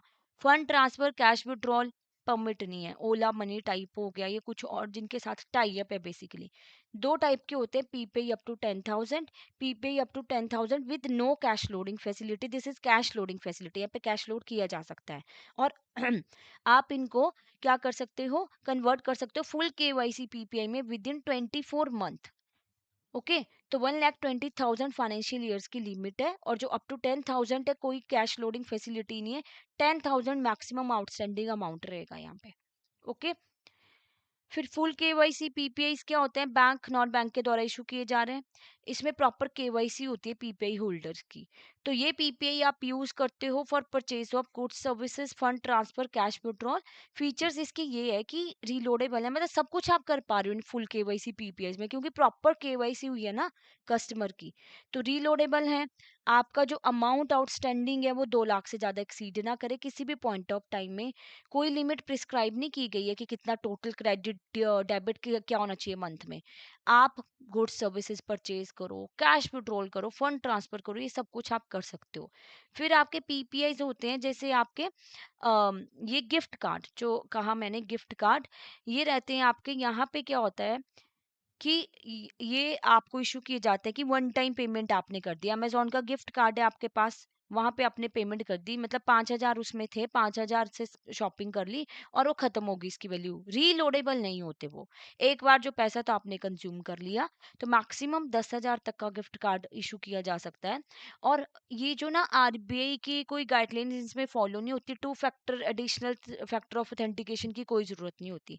फिर एक आपके पीपीआई होते हैं, एमटीएस, पीपीआई एमटीएस, जो ये मेट्रो स्टेशंस, जब आप डेली मेट्रो से ट्रेवल करते हो, एयरपोर्ट वगैरह पे यूज होते हैं, यहाँ पे ये रीलोडेबल है। आप इसमें बार बार पैसा डलवा सकते हो और यूज कर सकते हो। जैसे यूज कहाँ पे आते हैं, पार्किंग फीस पे करनी है आपने, वहाँ पे कुछ खाना पीना है अंदर उसी कंप्लाइंस में ना, कॉम्प्लेक्स में, बेसिकली जो मेट्रो में होती है अंदर शॉप्स वगैरह, तो वहाँ पे आप यूज कर सकते हो ये एमटीएस। तो मैक्सिमम अमाउंट आप कितना रख सकते हो, 3,000, उसके बियॉन्ड नहीं इसमें, और फिर बार बार रीलोड करवा सकते हो as per your need. Okay, तो ये होते हैं आपके different types of PP. Hello dear bankers, welcome to EduTap and welcome to JIB on the Go series. In today's lecture 58 हम डिस्कस करेंगे सिक्योरिटी मेजर्स इन बैंक। तो on the go series हम क्यों लेके आए थे कि आप 15 से 20 मिनट के रिकॉर्डेड सेशन देख के अपने JIB मई 2026 की अच्छे से प्रिपरेशन कर पाएं। तो देखिए, बहुत सारी डैमेजेस हो सकते हैं सिस्टम में, जैसे डिजिटाइजेशन हुई है तो उसके साथ जो रिस्क भी बढ़े हैं। तो कुछ मैलिशियस डैमेजेस होती हैं, जानबूझ के की जाने वाली, कुछ एनवायरमेंटल डैमेजेस भी रहती हैं जो किसी के कंट्रोल में नहीं होती। जैसे कंप्यूटर में जो है कुछ ऐसा सॉफ्टवेयर लग गया जिसकी वजह से आगे डाटा जो है पास ऑन हो पा रहा है। और fire, flood and all, these are also kind of the damages. तो कंट्रोल्स क्या है आपके, ऑपरेशन कंट्रोल, तो इसमें audio trail, checksum, data encryption, data masking. तो ऑडियो ट्रेल क्या होता है आपका, बेसिकली रिकॉर्ड मेंटेन करके रखना, पूरा ट्रांजैक्शंस का रिकॉर्ड कि कब क्या हुआ, किसने किया, इन सब चीज़ों का रिकॉर्ड होता है यहाँ पे। कि आप सिस्टम एक्सेस कर रहे हो 10 बजे, कौन से कस्टमर का अकाउंट जो एक्सेस किया जा रहा है, ठीक है, और उसमें क्या चेक करा जा रहा है। तो ये सिक्योरिटी के लिए किया जाता है। तो इसमें यूज़र डिटेल, आपका टाइम स्टैम्प वगैरह सब कुछ रिकॉर्ड होता है। और इसमें सक्सेसफुल और अनसक्सेसफुल ट्रांजेक्शन्स भी रिकॉर्ड की जाती है फॉर बेटर सिक्योरिटी। अब जैसे एक होता है कि आपने विड्रॉ किया 10,000, ये फाइनेंशियल ट्रांजैक्शन टाइप वो तो स्टोर हो ही रही है। अब किसी ने रॉन्ग पासवर्ड एंटर कर दिया, ठीक है, पासवर्ड बार बार ऐड करना चाहा, तो वो सब कुछ आपका ऑडियो ट्रेल में रहेगा बेसिकली। तो ये सिक्योरिटी के पर्पज से। फिर आपका चेकसम, चेकसम क्या होता है, जब आप डाटा भेज रहे हो ना एक जगह से दूसरी जगह, या मान लीजिए at the end of the day balance आपका क्या है, 10,000 है, तो इसका चेकसम जनरेट हो गया 1 2 3, सपोज कीजिए। नेक्स्ट डे आप चेक करोगे कि चेकसम सेम है, तो इट मीन की कोई छेड़छाड़ नहीं हुई है सिस्टम के साथ। डाटा इंक्रिप्शन, डाटा जो है एक प्राइवेसी में, सिक्योरिटी फॉर्म में, एनक्रिप्टेड फॉर्म में रखना। एक्चुअल में नंबर कुछ ऐसा दिखता है बट उसको एनक्रिप्ट कर दिया। फिर डाटा मास्किंग, कि आप क्या कर रहे हो, डाटा को मास्क कर रहे हो, छुपा रहे हो कुछ डिटेल, जैसे आधार नंबर का होता है, क्रेडिट कार्ड की डिटेल, ये सब होता है मास्किंग करना। फिर आपका बहुत ही इंपॉर्टेंट टॉपिक है आईएएस ऑडिट। तो जैसे ऑडिट किया जाता है, मतलब जैसे आपकी ब्रांच का ऑडिट होता है, वैसे ही आईटी सिस्टम का ऑडिट किया जाता है। कौन से टूल से, कैट से। इसमें आप सिक्योरिटी कंट्रोल इंटीग्रिटी सब कुछ इंश्योर कर रहे हो। ये इंपॉर्टेंट क्यों है, क्योंकि बैंकिंग रिलाई करती है आईटी पे फॉर फाइनेंशियल ट्रांजेक्शन। कंप्यूटराइजेशन की वजह से एफिशिएंसी तो इंप्रूव हुई है, बट न्यू रिस्क भी आए हैं, जैसे फ्रॉड, एरर, सिक्योरिटी थ्रेट्स। तो इस वजह से हार्डवेयर, सॉफ्टवेयर, डाटा और प्रोसीजर्स को ऑडिट करने की ज़रूरत है। बेनिफिट क्या है कि आपका सेंट्रलाइज ऑडिट ही हो जाता है, सीबीएस जब से आया है। तो मैनुअल एफर्ट्स रिड्यूस हो रहे हैं, सेम बार बार ब्रांचेस में जाकर ऑडिट करना, सेंट्रलाइज ऑडिटिंग हो गया, और इससे एक्यूरेसी भी इंप्रूव हुई। तो ऑब्जेक्टिव क्या है कि आपके आईटी एसेट्स जो है सेफ गार्ड करें आपके एसेट्स को, आपकी डाटा इंटीग्रिटी बनी रहे, कोई भी छेड़छाड़ ना हो, और ऑर्गेनाइजेशन गोल अचीव करो, what ever goal you have set, कि आपको कस्टमर सर्विसेज बेटर प्रोवाइड करनी, तो वो गोल अचीव हो रहे हैं कि नहीं हो रहे हैं, ये देखा जाता है। और सिक्योरिटी और कंट्रोल मेजर्स जो है वो आइडेंटिफाई और इवेल्युएट किए जाते हैं। तो कंट्रोल है क्या, एक मैकेनिज्म है टू प्रिवेंट, डिटेक्ट और करेक्ट द अनडिजायरेबल इवेंट्स, ठीक है, किसी भी चीज को रोकने के लिए। तो ऑडिटर का रोल क्या होता है, वो इवेल्युएट करते हैं एक्सेस कंट्रोल, पासवर्ड एनक्रिप्शन, ये सब कुछ चेक करता है। Effectiveness of policy procedure system, यानी न्यू एम्प्लॉयज आ रहे हैं कि उनको बोला जाएगा कि अपना पासवर्ड स्ट्रांग रखो, अब जो पुराने पासवर्ड है उनको सिस्टम से डिलीट कर दो, एनक्रिप्टेड फॉर्म में रखो। ये सब कुछ आईएएस ऑडिटर का रोल होता है, कि कहीं से भी हम कुछ ऐसी जो है रखना दे, कोई एक तरीके से डोरी की, जो हैकर है वो उसमें आ जाए।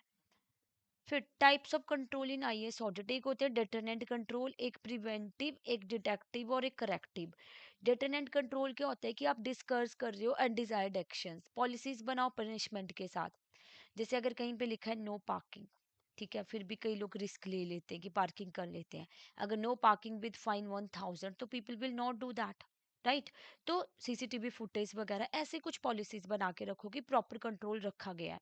प्रिवेंटिव कंट्रोल, स्टॉप करना अनडिजायर्ड इंसिडेंट्स को before they happen. Firewall strong रखो। फायरवॉल क्या होता है, जैसे इंटरनेट पे बहुत सारा डाटा पड़ा होता है, तो उसमें से कुछ भी ऐसी चीज हमारे सिस्टम में ना आ जाए कि जो सिस्टम को खराब करे, वायरसेस वगैरह। तो फायरवॉल प्रोटेक्शन प्रोवाइड करते हैं। एनक्रिप्शन, एनक्रिप्टेड करके डाटा रखना, ये प्रोसीजर सारे फॉलो फॉलो करो। डिटेक्टिव कंट्रोल क्या रहते हैं, आपने आइडेंटिफाई करना, रिपोर्ट करना इशू आफ्टर दे अकर, होगी चीज। अब स्मोक डिटेक्टर जैसे हैं, इंट्रूजन डिटेक्शन सिस्टम, ये क्या होता है, जैसे आपके घर में सीसीटीवी फुटेज है ना, जो आपको बता देता है कि यहाँ पे कोई थीफ घुसा था, उसने ये चीज करी थी, आपको पता चल रहा है सिर्फ, है ना, वो कुछ कर थोड़ी रहा है सीसीटीवी फुटेज। वैसे आईडीएस आपको बता रहा है कि कंप्यूटर में ये एक्टिविटी इस टाइम पे हुई थी। हनी पॉट्स क्या होते हैं, ये ल्योर करना होता है हैकर्स को बेसिकली। अब अगर किसी ने मान लीजिए कोई सिस्टम को हैक कर लिया, अब जानबूझ के वहां पे कुछ कमी छोड़नी कि वो फिर से सिस्टम में अंदर जाए थोड़ा डीप और उसके कोड को डिकोड कर दिया जाए, ठीक है।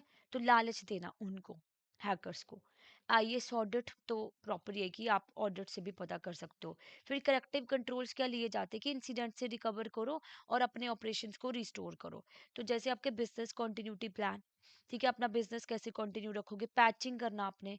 पैचिंग का मतलब क्या होता है कि जैसे अपडेट्स आते हैं आपको, वो करो टाइमली, ठीक है। ऑपरेटिंग सिस्टम को अपडेट करो, कोई भी कैसी छोटी सी कमी ना रह जाए जिससे जो है वो हैकर सिस्टम को हैक कर पाए। या कोई भी जैसे अटैक्स होते हैं आपके, रैंसमवेयर अटैक हो रहा है, वो एक छोटी सी पैचिंग की वजह से भी हो सकता है। तो पैचिंग करना जरूरी है। जैसे आपको व्हाट्सएप पे अपडेट आता है ना कि आप अपने व्हाट्सएप को अपडेट करो इन 14 डेज, इन 10 डेज, तो वो करना ज़रूरी होता है क्योंकि उसमें extra layers of security add हो जाती हैं। फिर बेनिफिट्स यही है कि आपको स्ट्रेंथ और वीकनेस इंफॉर्मेशन सिस्टम की पता चल रही है। अब अगर हम कंप्यूटर एक यूज कर रहे हैं, अपने सिस्टम्स यूज कर रहे हैं, तो ऑब्वियसली रिस्क भी तो बढ़ रहे हैं।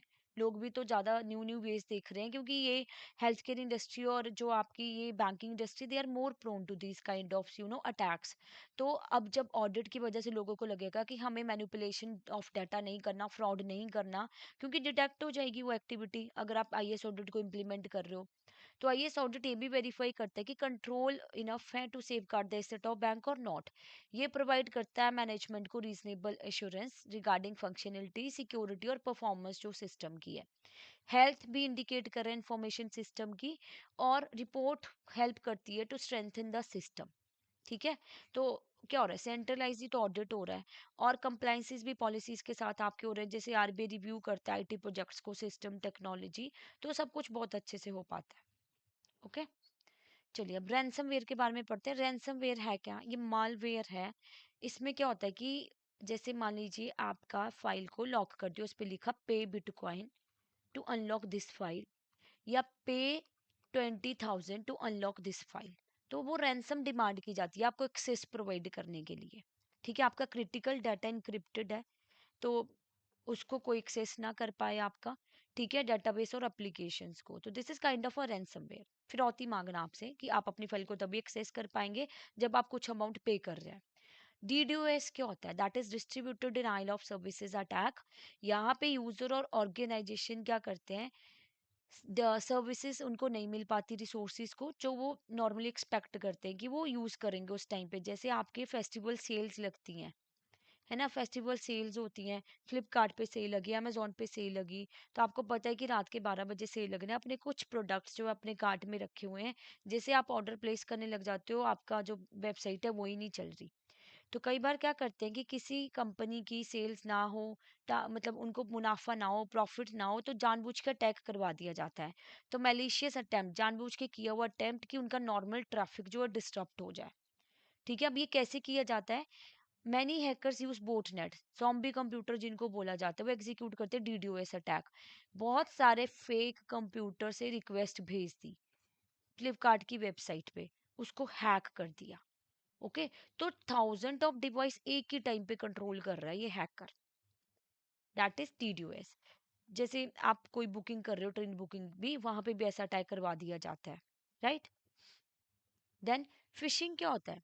फिशिंग में आप सेंसिटिव इन्फॉर्मेशन ले रहे हो, लोगों की यूजर नेम, पासवर्ड, उनकी क्रेडिट कार्ड डिटेल।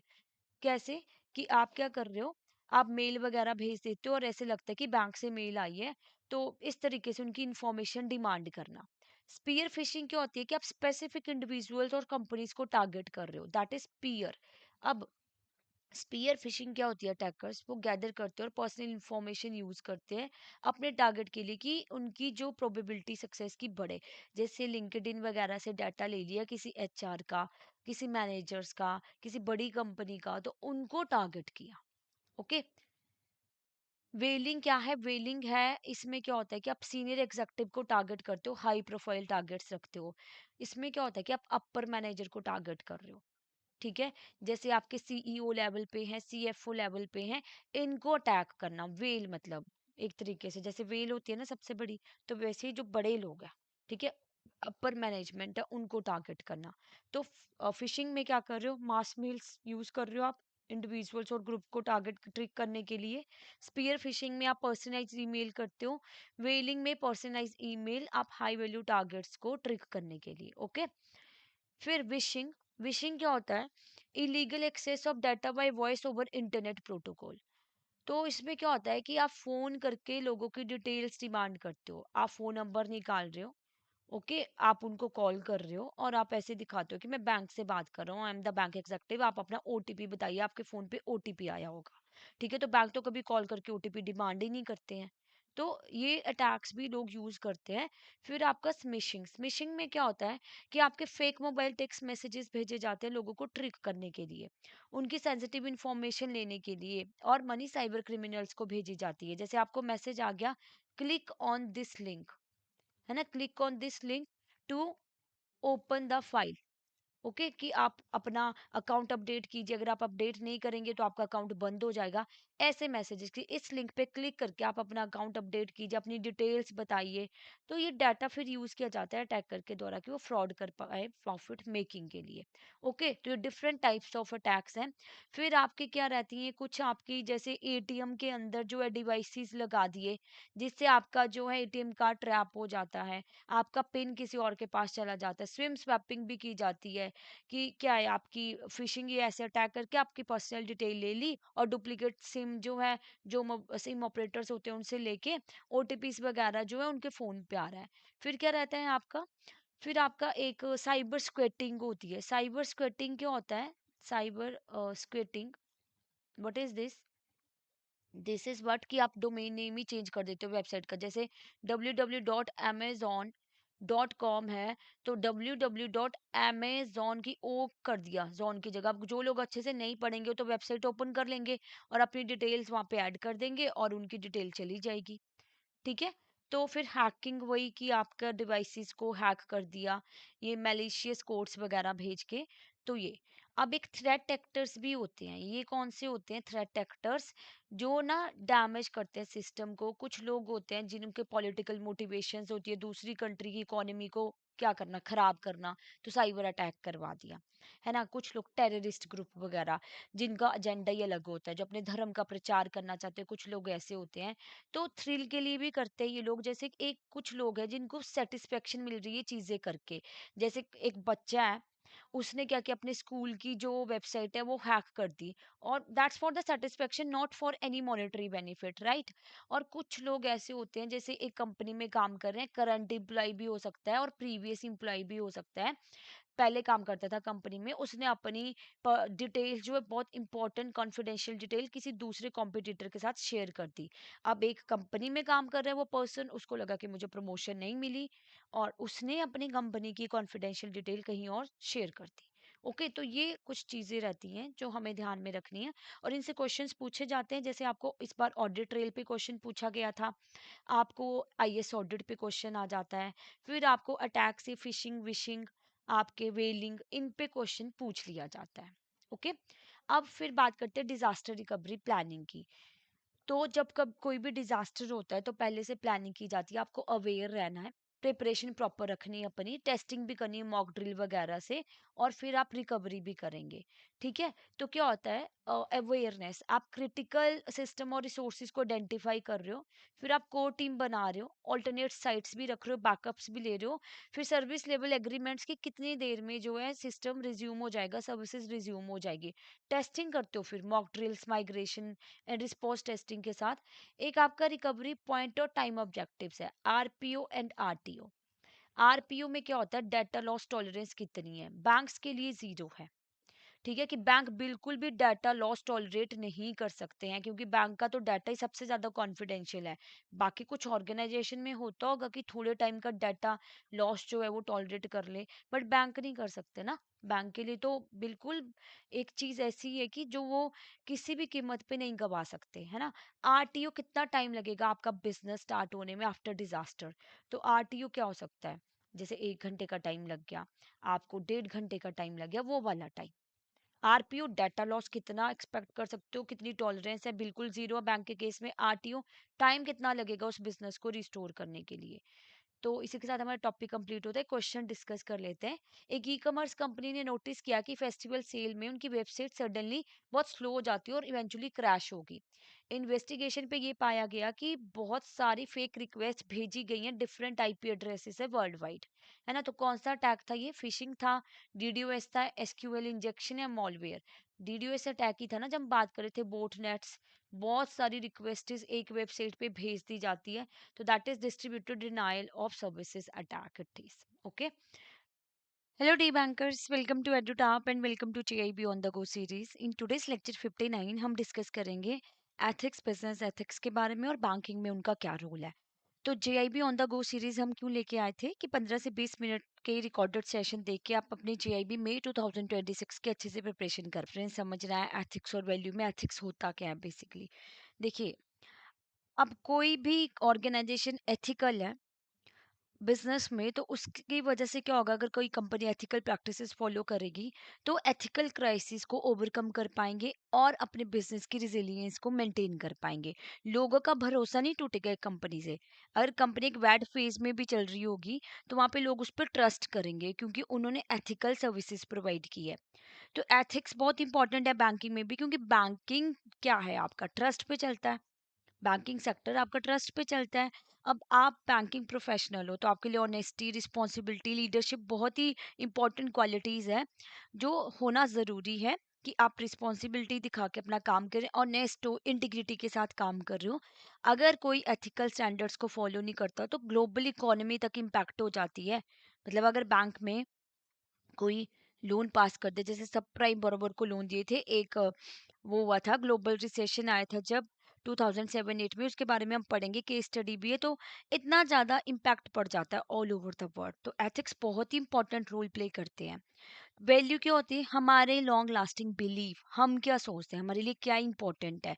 तो ये क्वालिटीज़ हैं जो हम चूज करते हैं to embody to guide one action और कंडक्ट। आपको लगता है कि honesty is the best policy, आपको हार्ड वर्क करना चाहिए, हार्ड वर्क से सक्सेस मिलती है, तो आपकी वैल्यू है। ठीक है, तो एथिक्स क्या है कि एक डील करना क्या गुड है क्या बैड है विथ मॉरल ड्यूटी और ऑब्लिगेशंस के साथ। तो ये क्या है, आपका सेट ऑफ प्रिंसिपल स्टैंडर्ड्स जो गवर्न करते हैं इंडिविजुअल और ग्रुप को। प्रिस्क्रिप्टिव इन नेचर होते हैं, इसमें ये फोकस किया जाता है कि क्या करना चाहिए। ठीक है, व्हाट शुड और ऑट टू बी डन, क्या जरूरी है। तो डिग्री ऑफ राइटनेस और रॉन्गनेस आपको कौन बता रहा है, एथिक्स बता रहे हैं। तो एथिक्स सोसाइटी में भी बहुत इंपॉर्टेंट रोल प्ले करते हैं। It helps prevent harms to society और इंश्योर करते हैं कि आपके एक्शन अलाइन कर रहे हैं आपके एक्सेप्टेड स्टैंडर्ड्स के साथ। ओके, फिर आपके ethics and business value. Business ethic, तो यहाँ पे हम बिजनेस एथिक की बात करेंगे। बिजनेस एथिक्स क्या होते हैं, आपकी पॉलिसीज हैं जो कॉर्पोरेट एंटिटीज, कॉर्पोरेट ऑर्गेनाइजेशन है, उनको गाइड किया जाता है, स्पेशली रिगार्डिंग कंट्रोवर्शियल सब्जेक्ट। अब फार्मास्यूटिकल ऑर्गेनाइजेशन है, कंपनीज हैं, ये एनिमल टेस्टिंग करते हैं, राइट। अब अगर एथिकल प्रैक्टिसेस फॉलो करनी है तो ऑब्वियसली ये ऐसी कोई भी चीज़ नहीं करेंगे जो इनके बिजनेस को हार्म करे, चाहे इनको प्रॉफिट कम हो। अब जहाँ पे ज़्यादा रिक्वायर्ड नहीं है तो वहाँ पे एनिमल टेस्टिंग को अवॉइड करो। तो बिजनेस एथिक वहाँ पे इनको गाइड कर रहे हैं कि आपको ऐसी चीज़ों पे किस तरीके से जो है वो डिसीजन लेना है। तो क्या है, prescribed code of conduct for business, किस तरीके से आप बिजनेस कैरी करोगे, गाइडलाइन है for dealing with various procedure ethically. और ऑन द अदर हैंड आपकी बिजनेस वैल्यूज क्या होती है? कोर प्रिंसिपल्स और स्टैंडर्ड्स जो क्या गाइड करती है बिजनेस कैसे किया जाएगा। ऑर्गेनाइजेशन कल्चर और एक्शन पे डिपेंड करती है। जो आपकी वैल्यूज होती है ना, इस पे ही सारा सिस्टम चलता है बिजनेस का। अगर वैल्यू है कि कस्टमर इज प्रायोरिटी, कस्टमर को सर्विसेज देना प्रायोरिटी है, तो वैसे ही आपके प्रोडक्ट्स बनेंगे, वैसे सारे डिपार्टमेंट वर्क करेंगे और एथिक्स भी उसी डायरेक्शन में जाएंगे। तो अब ये देखना कि कोई एक्शन आपका एथिकल है या नहीं है, वो किसके ऊपर डिपेंड कर सकता है? इन्वेस्टर्स का व्यू क्या है, कस्टमर क्या सोच रहे हैं आपके प्रोडक्ट को लेके, आपके इंटरेस्ट ग्रुप का क्या मानना है। तो इस पे भी डिपेंड करता है आप एथिकल हो कि नहीं हो, आपका एक्शन जो आप कर रहे हो वो एथिकल है या नहीं है। तो बिजनेस एथिक्स हेल्प करते हैं determine the acceptability of business practices, कि आपके बिजनेस को सोसाइटी में एक्सेप्ट करेंगे कि नहीं। अब अगर एक कंपनी प्रोडक्ट अच्छे बना रही है बट वेस्ट नदी में बहा रही है, लोगों की हेल्थ के साथ खिलवाड़ कर रही है, तो वो एथिकल नहीं मानी जाएगी। ठीक है, क्योंकि वो ओवरऑल लोगों के बारे में नहीं सोच रही, सोसाइटी को हार्म पहुंचा रही है। तो यहाँ पे लोग भी देखते हैं कि ये कंपनी जो है, इनके एक्शंस है क्या, क्या ये हमें उस लेवल तक की मतलब सर्विसेज प्रोवाइड कर रहे हैं, लोगों के बारे में सोच रहे हैं, अपने कस्टमर के बारे में, अपने एम्प्लॉयज के बारे में, और they are the profit making only. Okay. तो कुछ मिथ्स और रियलिटी भी हैं जो हम डिस्कस करेंगे। बिजनेस एथिक्स को लेके मिथ्स ये हैं कि बिजनेस एथिक लोगों का बिहेवियर मॉडिफाई करते हैं। लोग अपने फुल पोटेंशियल तक ना अपना फुल पोटेंशियल यूज नहीं कर पाते, ऑब्स्ट्रक्शन है ये बिजनेस एथिक। रियलिटी कुछ और ही है। रियलिटी क्या है? बिजनेस एथिक का मतलब ये नहीं होता कि आप इंडिविजुअल्स को चेंज करना चाहते हो, बट वैल्यू और resolving conflicts between individual organisation ethics, individual और ऑर्गेनाइजेशन में कॉन्फ्लिक्ट्स हो जाते हैं। आप ऑनेस्ट हो, आप इंटीग्रिटी के साथ काम करते हो, आप झूठ नहीं बोलते। अब आपको अगर सेल्स फिगर्स को मैनिपुलेट करने को बोल दिया जाएगा कि 50,000 तो आपको सेल हुई, आप थोड़ा सा इसको चेंज कर दो, 55 दिखा दो, तो टारगेट कंप्लीट हो जाएंगे, नेक्स्ट टाइम इसका थोड़ा बहुत ऊपर नीचे कर लिया जाएगा। तो वहां पे आपके कन्फ्लिक्ट्स होंगे। आपकी वैल्यू आपको अलाउ नहीं करती झूठ बोलना, आप ऑनेस्ट हो, अपने काम के प्रति इंटीग्रिटी दिखाते हो, तो फिर आप ये चीजें अगर करोगे तो लॉन्ग टर्म तक आप उस ऑर्गेनाइजेशन में सरवाइव ही नहीं कर पाओगे। दूसरा मिथ क्या है कि ऑर्गेनाइजेशन ये बिलीव करती है कि लोगों को पता ही है कि किस तरीके से आप जो राइट और रॉन्ग के बीच में उनको अच्छे से पता है, तो ट्रेनिंग की क्या जरूरत है। मतलब ऑलरेडी तो एथिकल है लोग, जब एक ऑर्गेनाइजेशन में अगर वो काम कर रहे हैं। बट कई बार क्या होता है ना, जब आप कॉम्प्लेक्स एथिकल डायलेमास फेस करते हो, तो managers often struggle to resolve them, कई बार उन्हें सॉल्यूशन ही नहीं मिल पाता। तो ऑर्गेनाइजेशनल एथिक्स उस टाइम पे उनकी हेल्प करते हैं इन इश्यूज को सॉल्व करने में। ठीक है, जैसे राइट और रॉन्ग के बारे में हर कोई बता सकता है, but right and more right के बारे में बताना मुश्किल हो जाता है ना, तो उस टाइम पे आपको क्या डिसीजन लेना चाहिए, ये आपके एथिक्स हेल्प करते हैं। कुछ पीपल डिनाई करते हैं कि बिजनेस एथिक डिटरमाइन करें कि ऑर्गेनाइजेशन कैसे ऑपरेट करे, कि एक फैशन नहीं है आया और चला जाएगा। रियलिटी क्या है? बिजनेस एथिक प्ले करते हैं significant role in daily operations और हेल्प करते हैं मैनेजर्स की in ethical decision making. Okay. फिर क्या है कि बिजनेस एथिक नया नहीं है कुछ भी, पहले से सबको पता होता है और नेचुरली लोग वही करते हैं। बट अगर आप बिजनेस एथिक फॉलो नहीं करोगे, वैल्यू ऑर्गेनाइजेशन अपने स्टेक होल्डर के इंटरेस्ट को सेफ गार्ड नहीं कर सकते। एक प्रॉपर कोड ऑफ कंडक्ट होना चाहिए। आपने बोल दिया ऑर्गेनाइजेशन ऑनेस्टली काम करती है, कहाँ पे लिखा है? Where is the proper code of conduct? बताना पड़ेगा ना आपको। तो you have to tell it in a code of conduct. तो बिजनेस एथिक में ये मिथ है कि it's only about the good manager making right decision, bad manager making unethical decision. Business ethics सभी इंडिविजुअल की रिस्पॉन्सिबिलिटीज है। तो good managers can make ethical decision. ठीक है, और सभी की एक ना कंट्रीब्यूशन होनी चाहिए। ये नहीं है कि जो मैनेजर है बस उनके रिस्पॉन्सिबिलिटी है कि वो एथिकल रहे। It's the contribution of everybody starting from the gate of the bank. अब सिक्योरिटी गार्ड वो वहां पे है, वो एथिकल प्रैक्टिसेस फॉलो कर रहा है, सबको पूछ रहा है कि आप बैंक में क्यों जा रहे हो, क्या आपका रीजन है, आइडेंटिटी वेरीफाई कर रहा है, तब जाने दे रहा है। वहां से स्टार्ट हो गया एथिक्स, और up to every level. Okay, तो सबकी रिस्पॉन्सिबिलिटी होती है। तो ethics cannot be managed directly. Ethics can be managed mostly indirectly he through organizational priority. तो ये इंडिकेट क्या करती है? Organisation ethical value. मिथ 7 क्या है कि बिजनेस एथिक्स सेम ही है कॉर्पोरेट सोशल रिस्पॉन्सिबिलिटी जो होती है। देखो सीएसआर जैसे कुछ ऑर्गेनाइजेशन ब्लड डोनेशन कैंप लगवा रही है, कोई आपकी हेल्थ चेकअप का कैंप लगवा दिया। ठीक है, ये सारा सीएसआर का पार्ट होता है। बट जो आपका बिजनेस एथिक है काफी ब्रॉडर है और it is not confined to CSR alone. CSR तो उसका एक पार्ट हो गया, बिजनेस एथिक ब्रॉडर है, उसी का पार्ट है सीएसआर। ओके, तो कुछ मिथ्स थे। अब प्रिंसिपल ऑफ बिजनेस एथिक्स की बात करें तो डिग्निटी, आपको ट्रीट करना है लोगों को रिस्पेक्ट के साथ रिगार्डलेस ऑफ द डिफरेंस। ठीक है, employ should not be viewed as a mere tools, और कस्टमर को ट्रीट करोगे आप with same respect you expect, right. और आप एक्ट करोगे इक्विटेबल ऑनर मैनर्स में, फेयरनेस रखोगे आप डिसीजन मेकिंग में। ओके, आपको ट्रुथफुल और ट्रांसपेरेंट रहना है अपनी पूरी डीलिंग्स में, इंटीग्रिटी सबसे इंपॉर्टेंट है।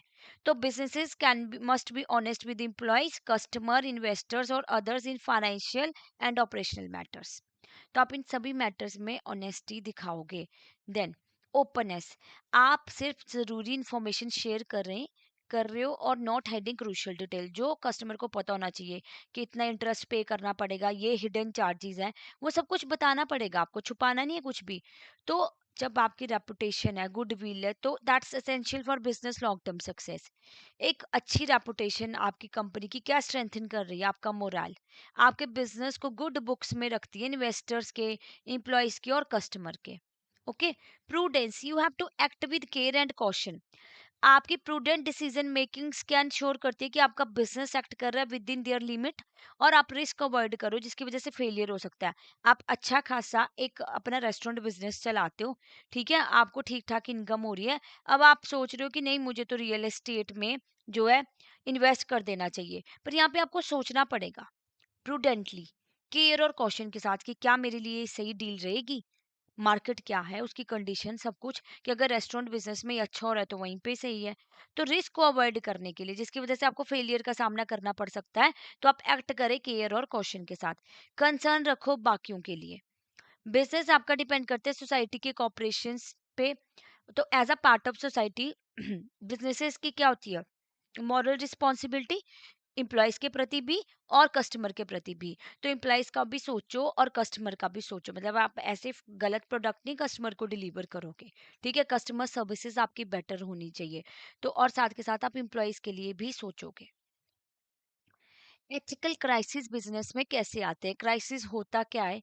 अनफोर्सिन इवेंट जो थ्रेट पोज करता है बिजनेस को, जैसे फ्रॉड हो गया, साइबर क्राइम, डाटा चोरी आजकल हो रहा है, बहुत ही कॉमन है क्योंकि टेक्नोलॉजी एडवांस हो रही है, तो ये सारे अपने साथ जो ये चैलेंजेस भी आ रहे हैं टेक्नोलॉजी के साथ। बैंकरप्सी हो गई, एक्सटर्नल शॉक्स, क्या इकोनॉमिक इंस्टेबिलिटी, वॉर वाली कंडीशंस हो जाती, तो पड़ जाता ना पूरा का पूरा इफेक्ट, नेचुरल डिजास्टर हो गया। तो अगर आप ये क्राइसिस को मिस मैनेज करोगे तो क्राइसिस आपके कंपनी का सर्वाइवल, रेपुटेशन, स्टेक होल्डर का ट्रस्ट सब डैमेज कर सकते हैं। तो ये 3 स्टेजेस होती हैं एथिकल क्राइसिस की बिजनेस में। पहली आपकी प्री क्राइसिस स्टेज, जहाँ पे आपको प्रिवेंशंस करनी है और प्रिपेयर्ड रहना है। इस स्टेज में बिजनेस ऑपरेट करते हैं नॉर्मली, बट आपको प्रोएक्टिवली आइडेंटिफाई करना और मिटिगेट करना है रिस्क को। तो इसमें आप क्या स्ट्रेटेजीज अपनाओगे? एथिकल ऑडिट्स, रेगुलर चेक्स लेने हैं to detect weak ethical areas, जैसे स्टेक होल्डर के रिलेशंस, प्रोडक्ट कंप्लेंट्स अगर बार बार आ रही है आपके प्रोडक्ट के रिगार्डिंग, तो उसको सॉल्व करो, उसको इग्नोर ना करो। आपको इंटरनल स्क्रीनिंग भी टाइम टू टाइम करनी है, आप इंप्लॉयज का बिहेवियर मॉनिटर करें, कुछ सस्पिशन लग रहा है आपको, कंप्लाइंसीज देखे, ऑपरेशनल रिस्क को आइडेंटिफाई करें। यहाँ पे हुआ नहीं है क्राइसिस, बट आप पहले से प्रिपेयर हो। ठीक है, आप नॉर्मली अपना काम करे जा रहे हो, बट आप स्टेप ले रहे हो कि ऐसी कुछ कंडीशन ना हो जाए जिसकी वजह से हमें क्राइसिस का सामना करना पड़े। आप एक्सटर्नल मॉनिटरिंग रखोगे, जैसे फ्रॉड, मार्केट डाउनटर्न हो रही है, रेगुलेटरी चेंजेस हो गए, ये सब कुछ आप पूरा प्रॉपर चेक रखोगे time to time proactively, right. Whistle blower policy, आप एनकरेज करोगे एम्प्लॉयज को, पब्लिक को, कि रिपोर्ट करो अनएथिकल एक्ट, कोई ब्राइब ले रहा है, फ्रॉड कर रहा है, पॉलिसी वायलेशंस अगर हो रही है, तो वो आप एनकरेज करोगे। प्रोटेक्ट करना है विसल ब्लोअर को कि उसको कोई जॉब से ना निकाल दे, उसके खिलाफ कोई इस तरीके से एक्शन ना ले ले, और ट्रांसपेरेंसी इंश्योर की जाती है। विसल ब्लोअर पॉलिसी के बारे में हम पढ़ेंगे नेक्स्ट वीडियो में, ठीक है। तो ये आपका प्री क्राइसिस स्टेजेस में किया जाता है। देन क्राइसिस, अब वो होगी है, मतलब जैसे एक इवेंट हो चुका है, साइबर अटैक हो गया, मेजर स्कैंडल हो गया, मेजर बोरोवर डिफॉल्ट, जैसे इंडिया में भी काफी स्कैंडल्स हुए हैं, बोरोवर ने डिफॉल्ट किया और भाग गए अब्रॉड। ठीक है, तो यहाँ पे आपको अर्जेंट एक्शंस लेने पड़ते हैं। तो एथिकल लीडर्स के रोल क्या है? जो लीडर होते हैं, फटाफट क्राइसिस को रिकॉग्नाइज करो, स्टेक होल्डर को भी अलर्ट कर दो, मीटिंग बिठाओ, क्राइसिस मैनेजमेंट प्लान एक्टिवेट करो, रिस्पॉन्स टीम असेंबल करो और मिनिमाइज करो जितना कम डैमेज हो जाता है। अब ये तो पता चल गया कि क्राइसिस हो गया।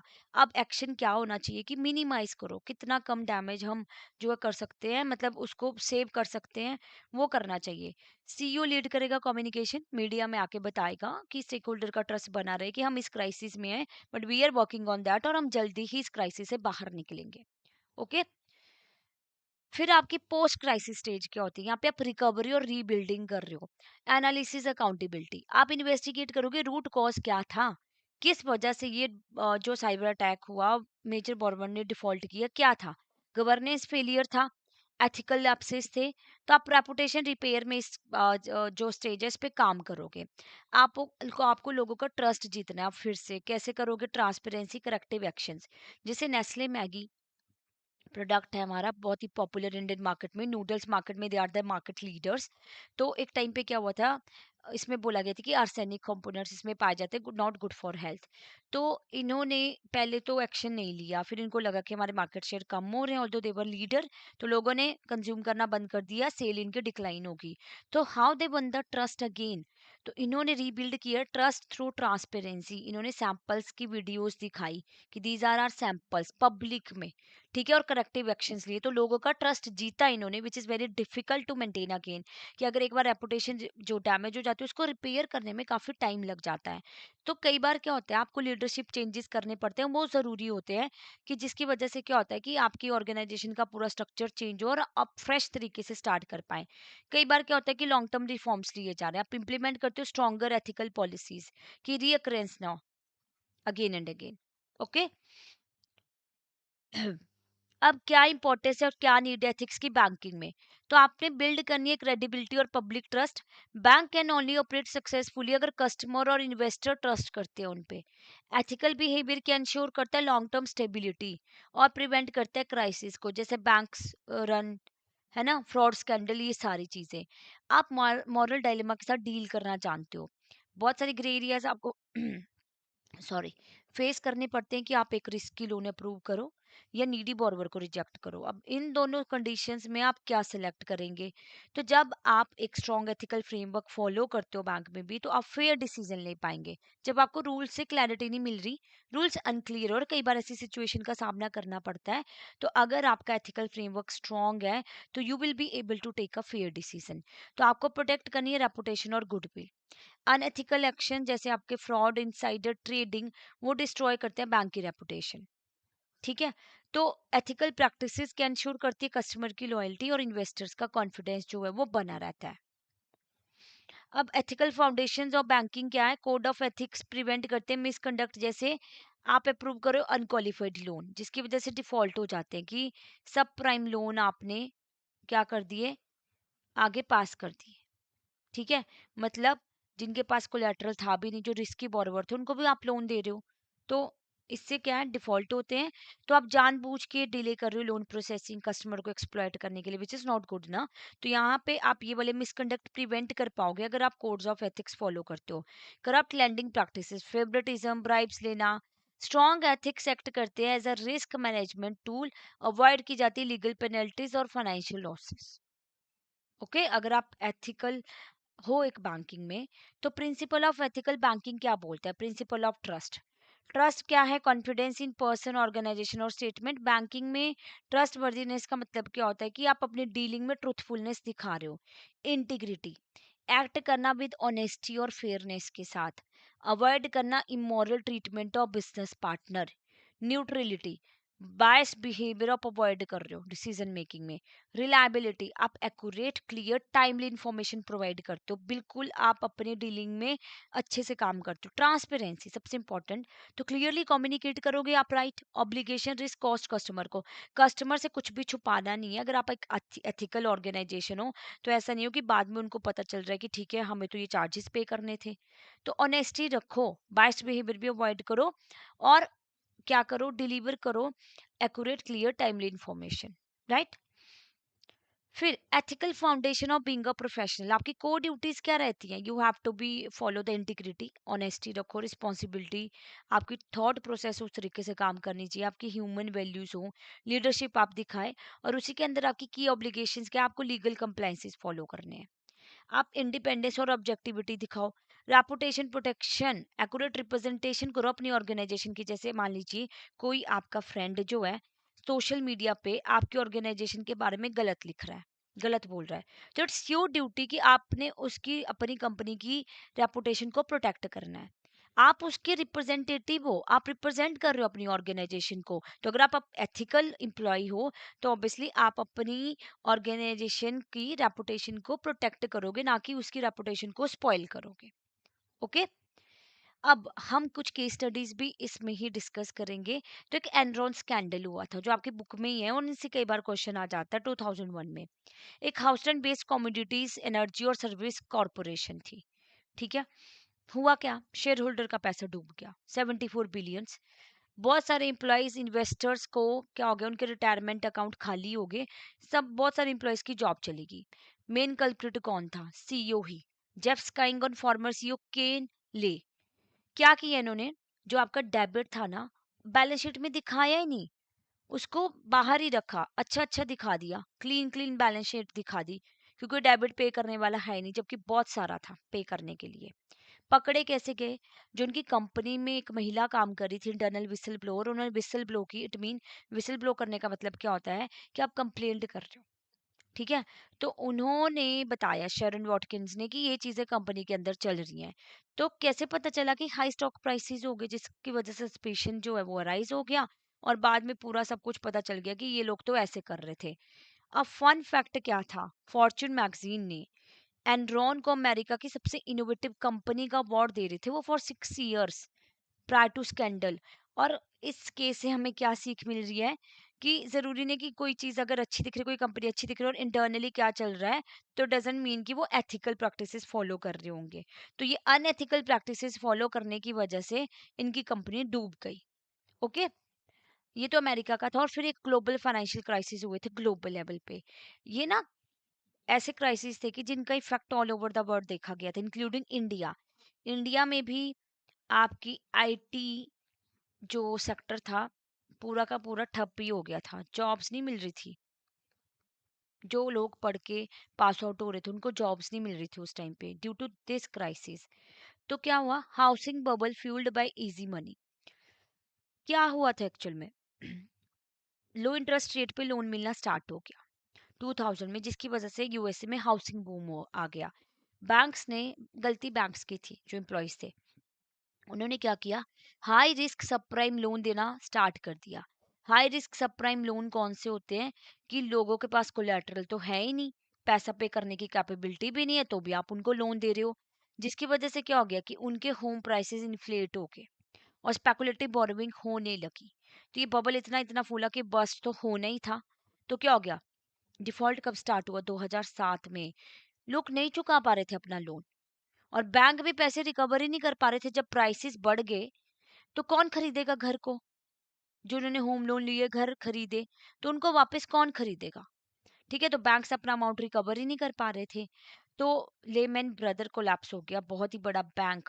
उसकी वजह से, जब इतना बड़ा बैंक कोलैप्स हो जाए तो ऑब्वियसली वाइड स्प्रेड पैनिक तो क्रिएट होगा ही होगा, कि बैंक कैसे कोलैप्स हो जाता है, कैसे हो सकता है, सॉरी नॉट हो जाता है, कैसे हो सकता है, क्योंकि it was a biggest bank, मतलब वहां पे। तो अगर यही कोलैप्स हो जाए तो फिर तो सब जगह पैनिक क्रिएट हो गया।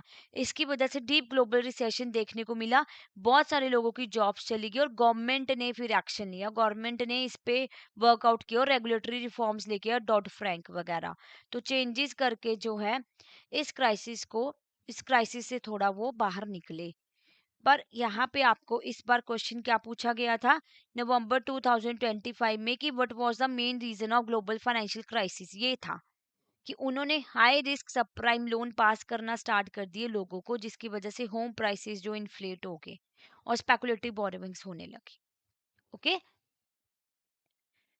इंडियन कंटेक्स में बात करें सत्यम की, सत्यम कंपनी थी इंडिया में, जैसे एनरॉन था ना वैसे इन्होंने किया, सीईओ ही इन्वॉल्व था। रामलिंगम राजू, जो कि इसके फाउंडर थे, चेयरमैन थे, उन्होंने ही डिफॉल्ट करना स्टार्ट किया। सत्यम कंप्यूटर्स थी आपकी, बहुत अच्छी आईटी कंपनी थी, काम करती थी अच्छे से, आईटी में थी। बट अब रामलिंगम राजू ने अपना पर्सनल इंटरेस्ट देखना स्टार्ट कर दिया, उसको लगा कि रियल एस्टेट बूम पे है, पे चलो इसमें इन्वेस्ट कर दिया जाए। तो what he did, He purchased lot of properties in the name of his family members, relative, even the people who were working there, मतलब जो माली वगैरह थे, जो उनके घर में थे काम करने वाले जितने भी, उनके नाम पे भी दिखा दिया प्रॉपर्टीज। तो क्या किया उन्होंने, 7,000 करोड़ को फॉल्सिफाई कर दिया और रेवेन्यूज को। ठीक है, तो पकड़े कैसे गए, फेल्ड एक्विजिशन ऑफ मेटस एंड प्रॉपर्टी। मतलब ये क्रैश एक तरीके का एनरॉन के जैसे ही सिमिलर सा है। मेटस, सत्यम का अपोजिट क्या है, मेटस। तो अपनी ही सिस्टर कंसर्न में दिखा रहे थे कि यहाँ पे हमने एक्विजिशन किया है, जबकि वो था नहीं। तो इन्होंने फेक इनवॉइसेस क्रिएट किए, डमी बैंक अकाउंट्स बनाए। गवर्नमेंट फेलियर हो गया, ऑडिटर और independent director missed, red flag. Top management क्या अपना पर्सनल गेन देखने लगी। तो क्या लिएगी रेमेडीज, गवर्नमेंट ने इंस्टॉल किया बोर्ड, और टेक महिंद्रा के द्वारा रेस्क्यू किया गया इस कंपनी को। टेक महिंद्रा ने टेक ओवर कर लिया और रामलिंगम राजू को जेल भी हुई थी।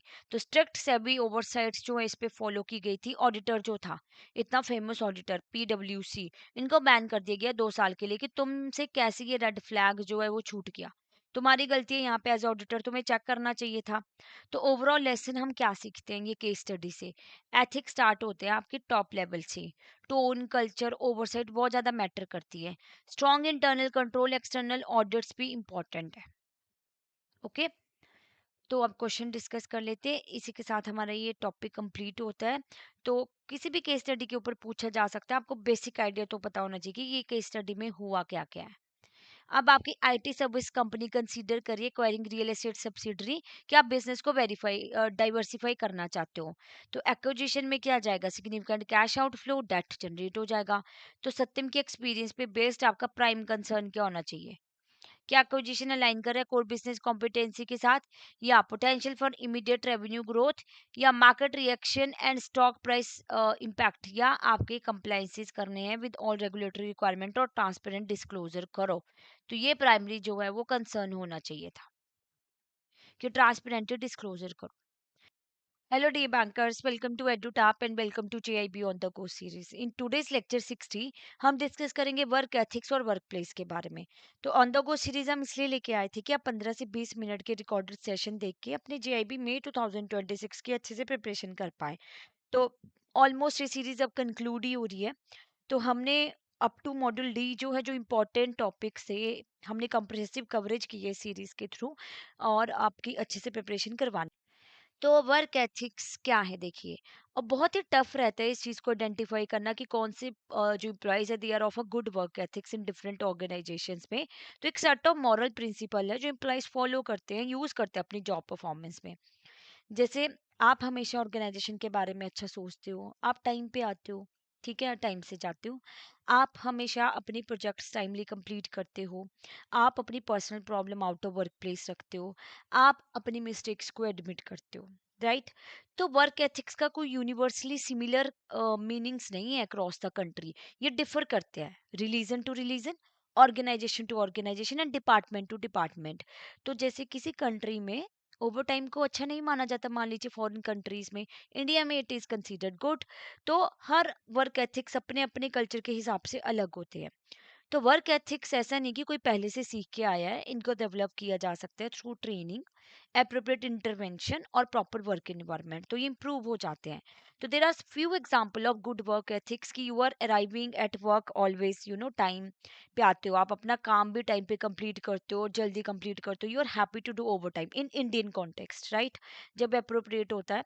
आप ब्रेक लेते हो जब रिक्वायर्ड होती है अपना फोन चेक करने के लिए, और आप अपनी पर्सनल प्रॉब्लम रखते हो वर्क प्लेस से आउट ऑफ वर्क प्लेस, और आप अपनी मिस्टेक्स को एडमिट करते हो। पुअर वर्क एथिक्स में आप हमेशा लेट आते हो काम पे और जल्दी चले जाते हो। आपको टाइम चाहिए होता है अपने प्रोजेक्ट्स डेडलाइंस को कंप्लीट करने के लिए, और आप ओवर टाइम नहीं करते हो, बट हमेशा अपना फोन ही चेक करते रहते हो, सोशल मीडिया देखते रहते हो वर्किंग आवर्स में, वो भी तो ब्लेम करते हो बाकियों को अपनी मिस्टेक्स के लिए। तो these are the few example of poor work ethics. तो एक कंपैरिजन है। तो कैसे रिकॉग्नाइज करते हैं हम एथिकल वर्क प्लेसेस को, अगर आपको रिस्पेक्टफुल ट्रीटमेंट मिल रहा है of all categories of customer by the front office personal, है ना। तो आप अपने कस्टमर को अच्छे से ट्रीट करते हो, नो मैटर्स कि वो कितना पेशेंस लेवल आपका टेस्ट कर रहे हैं। High degree of commitment to work, आपकी काम करने की कमिटमेंट बहुत ही हाई डिग्री की है। आप अपना काम बहुत अच्छे से इंटीग्रिटी के साथ कर रहे हो।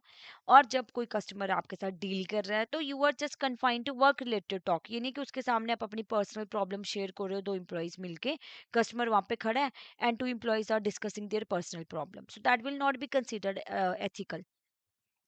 आप फेयर एंड अप्रोप्रिएट ट्रीटमेंट देते हो को एम्प्लॉइज को, ठीक है। और जब जरूरी होता है तो आप कुछ पॉलिसीज को डिफेंड भी करते हो और एम्प्लॉयर्स के डिसीजंस को भी डिफेंड करते हो। आपको लगता है कि नहीं, यहाँ पे कुछ सही डिसीजन नहीं लिया गया है ऑर्गेनाइजेशन की साइड से, तो आप वहाँ पे अपनी आवाज उठा सकते हो। क्या रीजन होते हैं अनएथिकल बिहेवियर के? एक तो कोई कोड ऑफ एथिकल मैनुअल ही नहीं डिस्क्राइब किए गए किसी ऑर्गेनाइजेशन में, बताया ही नहीं गई है कि ये एथिकल जो सर्कमस्टांसेस है ये आपको फॉलो करने हैं, ये कोड है कि जो आपको फॉलो करने हैं। और आपको डर ही नहीं है, ठीक है। मतलब आप कुछ काम गलत कर रहे हो बट आपको पता है कि कोई एक्शन ही नहीं लिया जाएगा, so that will be the reason of unethical behaviour.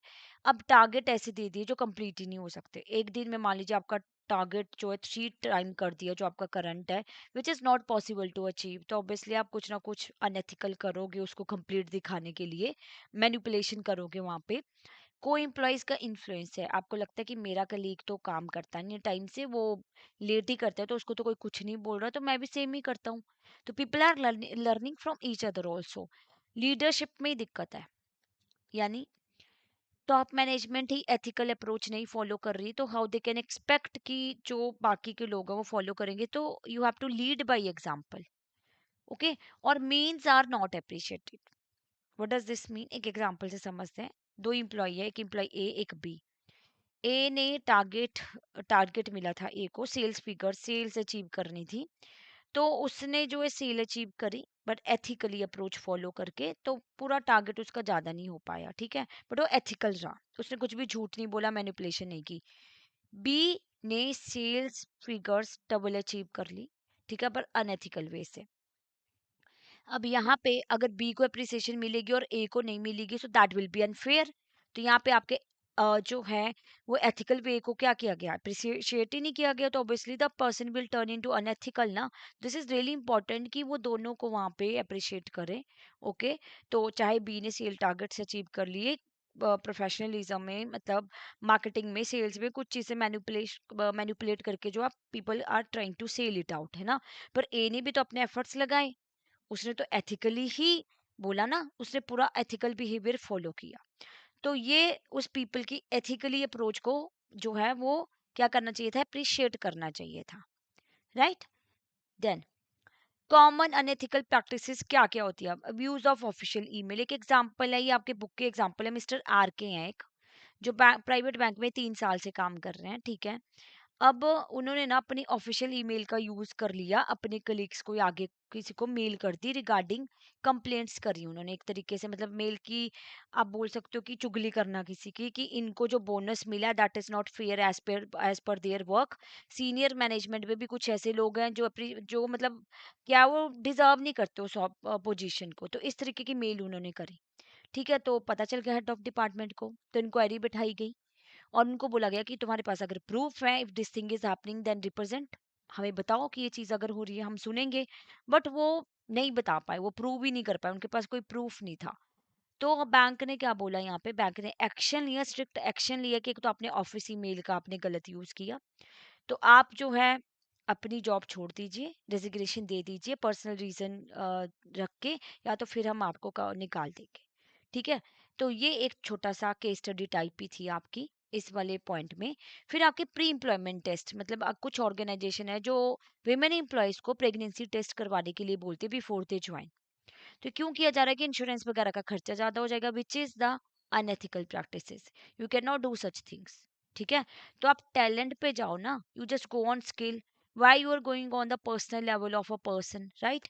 Personal habit, अब कोई कुछ एम्प्लॉयज जो स्मोक करते हैं, अल्कोहल ड्रिंक करते हैं, एज लॉन्ग एज उनके वर्किंग उस पे टारगेट्स पे कोई फर्क नहीं पड़ रहा आपकी जॉब पे, तो पर्सनल हैबिट्स नहीं जाननी चाहिए लोगों की जब वो इन द ऑफिस प्रीमाइसेस ये सारी चीजें कंज्यूम नहीं कर रहे हैं और अपना काम भी टाइमली कंप्लीट कर रहे हैं। तो आप पर्सनल क्या हुआ था, एक ऑर्गेनाइजेशन थी, उन्होंने डाटा लिया एम्प्लॉयज का जो स्मोक करते थे, अल्कोहल पीते थे, ठीक है, और इंश्योरेंस कंपनीज को आगे प्रोवाइड किया। तो फिर यहाँ पे ना प्राइवेसी ब्रीच हो रही है, जब आप शेयर कर रहे हो इंश्योरेंस कंपनीज को आगे, तो ऑब्वियसली सबको पता चल रहा है कि ये एम्प्लॉय स्मोक करता है, ये अल्कोहल कंज्यूम करता है, जबकि पहले किसी को पता ना हो। तो this is a breach of privacy. तो this is also unethical practices. और आप डाटा लीक कर रहे हो। मतलब एक पर्सन थे जो बहुत टाइम से एक होटल के साथ जुड़े हुए थे, उनके ट्रिप्स रहते थे, बिजनेस ट्रिप्स, ठीक है। और तो उनकी eating habits, alcohol consumption and all, ये सबका रिकॉर्ड ना, उनकी वाइफ भी वर्किंग है, वो गई उन्हीं एक होटल में से, उसी में से, और उनको वो सारी इन्फॉर्मेशन किसी ने बता दी। तो डाटा लीक कर दिया। अब जिस पर्सन ने बता दी वो तो वहां पे काम ही नहीं करता, वो तो छोड़ गया। तो उसके खिलाफ एक्शन लिया जा सकता था। जो हस्बैंड था जिसकी ऐसी अल्कोहल कंजम्पशन या what are his eating habits during that stay वो बता दी गई। तो ऐसे डाटा अगर कोई लीक कर रहा है तो that will B also unethical practices. आप फ्रेंड की हेल्प कर रहे हो सोशल डिसीजंस में। तो एक एग्जांपल है, एक मिसेस बीडी है, she is a PO in bank, okay. तो उनकी हेल्प की थी उनकी फ्रेंड की मदर ने to clear this exam of PO, okay. अब जो फ्रेंड की मदर है, वो बीडी से फेवर मांग रही है। क्या फेवर मांग रही है? कि आपके बैंक में 2 एम्प्लॉयज है आपके, जो जिसकी शादी होनी है उनकी बेटी से, उनमें से किसी एक से। तो आप ना उनकी डिटेल बता दो हमें, क्रेडिट कार्ड स्पेंडिंग क्या है, कहाँ कहाँ पे पैसा खर्च होता है, कहाँ पे नहीं। तो इस सिचुएशन में मिसेस बीडी क्या करेंगी? अब अगर पता चल जाएगा बैंक में कि वो ऐसे करें, इन्फॉर्मेशन डिस्क्लोज करें, तो obviously she will be not considered a good employee, और उनको पनिशमेंट मिलेगी उस चीज की। तो वो क्या करना चाहिए ऐसे सिचुएशन में? वो क्या करेगी? वो सिंपली बोलेगी कि I am working in a banking industry जो ट्रस्ट पे चलती है, और यहाँ पे हमारे कस्टमर का डाटा कॉन्फिडेंशियल रखा जाता है, तो वो शेयर नहीं होगा। अब वो पर्सनल फेवर मांग रही है, तो ऐसे में अगर वो अनएथिकल प्रैक्टिसेस फॉलो करेंगी, सो that will not be considered a good. उनको किसी ना किसी वे से अपनी फ्रेंड की मदर को कोई ना कोई आंसर प्रॉपरली करना पड़ेगा। तो अगर आप पर्सनल बिजनेस करते हो during office hour, that will B unethical practices. आपको पता है ऑफिस का टाइम है, पर्सनल बिजनेस करे जा रहे हो आप अपना। आप क्रेडिट लेते हो फॉर अदर्स वर्क, काम किसी और ने किया, क्रेडिट आपने ले लिया। तो this is also example of unethical practices. फिर आपके एथिकल लैप्सेस और ऑर्गेनाइजेशन कल्चर्स, तो क्या है आपका code of conduct guideline, regulatory guidance, जो फोकस करती है कि अनएथिकल प्रैक्टिसेस को आप प्रिवेंट करो। किसके द्वारा? एम्प्लॉयज और स्टाफ ऑफ वेरियस ऑर्गेनाइजेशन। तो यहाँ पे कांस्टेंट ट्रैकिंग होनी चाहिए, मॉनिटरिंग होनी चाहिए, review, assessment of each individual department, division, region और जोन्स, सब पे चेक रखा जाएगा। सब पे चेक रखा जाएगा, प्रॉपर मॉनिटरिंग की जाएगी, ट्रैकिंग भी की जाएगी, और ग्रेड वाइज सेग्रीगेशन होगी अनएथिकल प्रैक्टिसेस की। कि कौन सी ये प्रैक्टिसेस जो अनएथिकल है उनको 0 1 2 के ग्रेड पे वो है स्केलिंग की जाएगी, और फिर देखा जाएगा कि कहाँ पे क्या पनिशमेंट मिलनी चाहिए। अब मान लीजिए कि इम्प्लॉई है, उसने अपने ऑफिस का प्रिंटर यूज कर लिया, तो he was not aware of the policy कि यहाँ से आप पर्सनल प्रिंट आउट नहीं ले सकते, उसने प्रिंट आउट निकाल लिया। तो यहाँ पे वो इतना सीरियस क्राइम तो उसने किया नहीं है ना, उसको बोल दिया जाएगा कि next time just be careful, आप ऑफिस का प्रिंटर अपने पर्सनल प्रिंट आउट के लिए यूज नहीं कर सकते हो, है ना, एक वार्निंग देके। बट अगर आप अपने कस्टमर का डाटा जो कॉन्फिडेंशियल है उसको शेयर कर रहे हो, तो punishment will be on high level, जो कि आप नहीं कर सकते हो। फिर ethics of a banker, bankers को इवेल्युएट किया जाता है for ethical commitment at 3 stages उनके करियर पे। एक होती है आपकी इनिशियल स्टेज, जो होती है आपकी what, up to first 5 7 years of entry in banking. अभी आप न्यू हो, आप सीख रहे हो, पूरा प्रोसेस सीख रहे हो बैंक्स में, तो वो इनिशियल स्टेज हो गया आपका। मिडिल मैनेजमेंट पे आप पहुंच गए हो, 7 to 15 ईयर्स आपको बैंकिंग में हो गया। अब आप एज अ ट्रेनर इन लोगों को ट्रेनिंग प्रोवाइड कर रहे हो जो फर्स्ट स्टेज पे है, उनकी हेल्प कर रहे हो, तो आप एक स्टेबल पोजीशन पे पहुंच गए हो।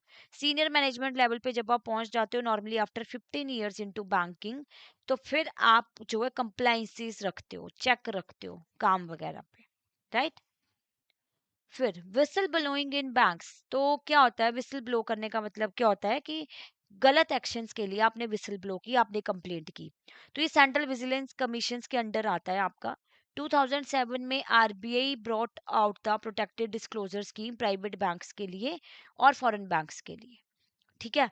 तो स्कीम में आप कंप्लेंट्स कर सकते हो regarding corruption, miss use of office, criminal offences, suspected actual fraud हुआ, कंप्लाइंसेस नहीं फॉलो की रेगुलेशंस के साथ, तो जिसकी वजह से आपको फाइनेंशियल लॉस और ऑपरेशनल रिस्क हो सकते हैं, और रेपुटेशन आपकी जा सकती है। तो it is detrimental to depositors interest और पब्लिक इंटरेस्ट, तो ये आप जो है कंप्लेंट कर सकते हो, विसल ब्लो कर सकते हो। तो कौन कौन कर सकता है? Employees of a bank, customer, stake holder, तो NGO, members of public can launch complaint. Anonymous pseudonymous complaints will not be entertain, यानी जिन कंप्लेंट्स में आप अपनी आइडेंटिटी ही रिवील नहीं कर रहे हो तो वो कंप्लेंट्स आगे एंटरटेन नहीं की जाएंगी। ओके। तो आरबीआई आपकी नोडल एजेंसी होती है to receive complaint under the scheme, और जो आइडेंटिटी है कंप्लेनेंट की वो सीक्रेट रखी जाती है। अगर आपकी कंप्लेंट झूठी निकलती है, फेक निकलती है, तो आपके खिलाफ ही एक्शन लिया जाएगा। ओके। तो जिसके खिलाफ लिया जा रहा है action, the institution against which complainant has made can take action against complainant, है ना। अब आपने किसी बैंक के खिलाफ कंप्लेंट करी जो झूठी निकली, तो बैंक आपके खिलाफ जो है वो एक्शन ले सकता है after being advice by RBI. तो कंप्लेंट कहाँ जा रही है? Department of supervision. कंप्लेंट आपकी सील्ड एनवेलप में जाती है। तो विसल ब्लोइंग लॉ इंडिया में क्या बोलता है कि आपको इन्वेस्टिगेट करने लीक्ड करप्शन और miss use of power by public servant, और प्रोटेक्ट करना है कंप्लेनेंट को जो एक्सपोज करते हैं लीड रॉन्ग डूइंग्स, जो गवर्नमेंट बॉडी प्रोजेक्ट ऑफिस में जहाँ पे भी हो रहे हो बता देता है, ठीक है, कि ये गलत हो रहा है ऑफिस में। तो प्रोटेक्शन ऑफ जेन्युइन कंप्लेनेंट किसकी रिस्पॉन्सिबिलिटी है? सीबीसी की। उनको उसकी प्रोटेक्शन करनी है। तो एक्ट में पनिशमेंट भी रखी गई है फॉल्स और फ्रिवलेस कंप्लेंट के लिए। तो हर एक कंप्लेंट में ना आपको आइडेंटिटी ऑफ कंप्लेनेंट जो है वो इंक्लूड करनी है। और जो आपका मैक्सिमम टाइम पीरियड है for making a complaint is 7 year. 7 साल तक आप कंप्लेंट फाइल कर सकते हो। ओके। मान लो अभी आप ऐसे लेवल पे, फ्रेशर लेवल पे थे, आप किसी के खिलाफ कंप्लेंट करना चाहते थे अपने सीनियर ऑफिशियल के खिलाफ, आप नहीं कर पाए अभी, तो 7 साल का टाइम है जब आपको लगता है कि नहीं अब मुझे कंप्लेंट करनी चाहिए या कर देनी चाहिए थी, तो there is a time of 7 year, आप कर सकते हो। तो इसी के साथ हमारा ये जो है सेशन कंप्लीट होता है। तो I would like to tell you कि इसी के साथ हमारी ऑन द गो सीरीज भी कंक्लूड हो रही है। तो आपने जो है टाइमली प्रिपरेशन करी, स्टार्टिंग से ज्वाइन किए सेशंस और अच्छे से प्रैक्टिस की, तो 60 लेक्चर्स हमने पीपीबी के कंप्लीट कर लिए हैं। तो आई होप आपके लिए कुछ वैल्यू क्रिएट हुई होगी। Thank you so much for joining the session, and we are always there for you. और all the best for your JAIIB में 2026 एग्जामिनेशन। आप अच्छे से पेपर दीजिएगा, बट आप full length mock test, chapter wise mock test से सब कुछ लगाइए। और उससे पहले ये क्वेश्चन डिस्कस कर लेते हैं, फिर मैं आपको कोर्सेज के बारे में बताऊंगी कि अभी कम टाइम को भी आप अच्छे से यूटिलाइज कर सकते हो और प्रिपरेशन कर सकते हो। तो रिया ने ज्वाइन किया private bank as a relationship manager.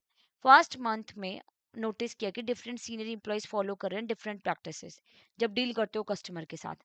कुछ डिस्क्लोज कर देते हैं चार्जेस क्लियरली, कुछ हाइड करते हैं सर्टेन फीस कि डील क्लोज हो जाएगी जल्दी। तो बैंक का कोई फॉर्मल कोड ऑफ एथिक्स नहीं और ना ही कोई रिटन गाइडलाइंस है। तो रिया बिकम कंफ्यूज कि क्या गलत है क्या सही है, और क्या करे वो फाइनली फॉलो और what is right, and finally follow और senior who hide charges to meet target. तो यहाँ पे क्या है, रिया का बिहेवियर क्या बेस्ट कौन एक्सप्लेन कर रहा है? Intentional misconduct by Riya, lack of customer awareness, absence of standardise ethical framework in organisation, या पोर कम्युनिकेशन बिटवीन एम्प्लॉइज। तो ऑब्वियसली आपकी ऑर्गेनाइजेशन में स्टैंडर्डाइज एथिकल फ्रेमवर्क ही नहीं है, राइट। तो the that Riya started doing the same thing. अगर code of conduct होते, एथिकल फ्रेमवर्क होता, तो कोई भी नहीं कर रहा होता ये सारी चीजें। Okay. So bankers we have completed the complete coverage videos for module COT. तो इस तरीके से हमारा पीपीबी का पूरा ओवरऑल जितने भी मॉड्यूल्स थे वो हम कंप्लीट कर चुके हैं। तो इस सीरीज में हमने मोस्ट इंपॉर्टेंट टॉपिक्स को कवर किया था। अब अगर आप चाहते हो कि आप थोड़ा और अच्छे से प्रिपरेशन कर पाएं, बिकॉज एग्जामिनेशन में जो क्वेश्चंस पूछे जा रहे हैं सिंपल क्वेश्चन तो आ नहीं रहे हैं, थोड़ा सा ट्विस्ट करके क्वेश्चन बना दिए जाते हैं, 2-3 कॉन्सेप्ट्स को मिक्स करके। तो अगर अभी भी अच्छे से प्रिपरेशन और अच्छे से प्रिपरेशन करना चाहते हो तो आप हमारे कोर्सेज में एनरोल कर सकते हो। तो व्हाट यू कैन डू, आपको एडुटैप की वेबसाइट पे जाना है और वहाँ पे जाके आपको कोर्सेज में जाके जेआईबी कोर्सेज पे क्लिक करना है। तो ये डिफरेंट टाइप ऑफ कोर्सेज आपको दिखेंगे। Banker capsule course, super crash course, आप टेस्ट सीरीज देख पाएंगे, मास्टर कोर्स, और एक ट्रायल कोर्स भी है। तो 3 आवर का जो ट्रायल कोर्स है विद जस्ट ₹1 आपको 24 आवर्स के लिए एक्सेस मिल रहा है मास्टर कोर्स का। तो आप देख पाएंगे कि कैसे क्लासेस का लेवल क्या है, किस तरीके के नोट्स हैं और क्विजेस किस लेवल की है। तो अभी के लिए आपके लिए बैंकर कैप्सूल कोर्स और सुपर क्रैश कोर्स ज़्यादा बेटर रहेंगे क्योंकि बहुत कम टाइम है ना एग्जामिनेशन का। तो बैंकर कैप्सूल कोर्स में हर मॉड्यूल की आपको रिकॉर्डेड जो है वो वीडियोस देखने को मिलेगी और कभी भी किसी भी टाइम देख सकते हो एज पर योर कन्वीनियंस। बाकी नोट्स भी इसके साथ मिल रहे हैं रिवीजन के लिए, सॉल्व पीवाईक्यू आपको मिलेंगे, chapter wise mock test, full length mock test, ये सब कुछ आपको फ्लैट 80% ऑफ के साथ। फिर अगर आप लाइव क्लासेस अटेंड करना चाहते हो कि लाइव मेंटर से डाउट पूछ लिए जाएं और लाइव ही प्रिपरेशन हो जाए, तो super crash course batch 3 launch हो चुका है। इसमें आपको लाइव क्लासेस मिलती है 2.5 2.5 घंटे की, मॉर्निंग इवनिंग। तो पर सब्जेक्ट आपको सिर्फ 6 क्लासेस अटेंड करनी है, बाकी सारी चीज़ें सेम है, और यहाँ पे भी आपको फ्लैट 80% ऑफ मिल रहा है।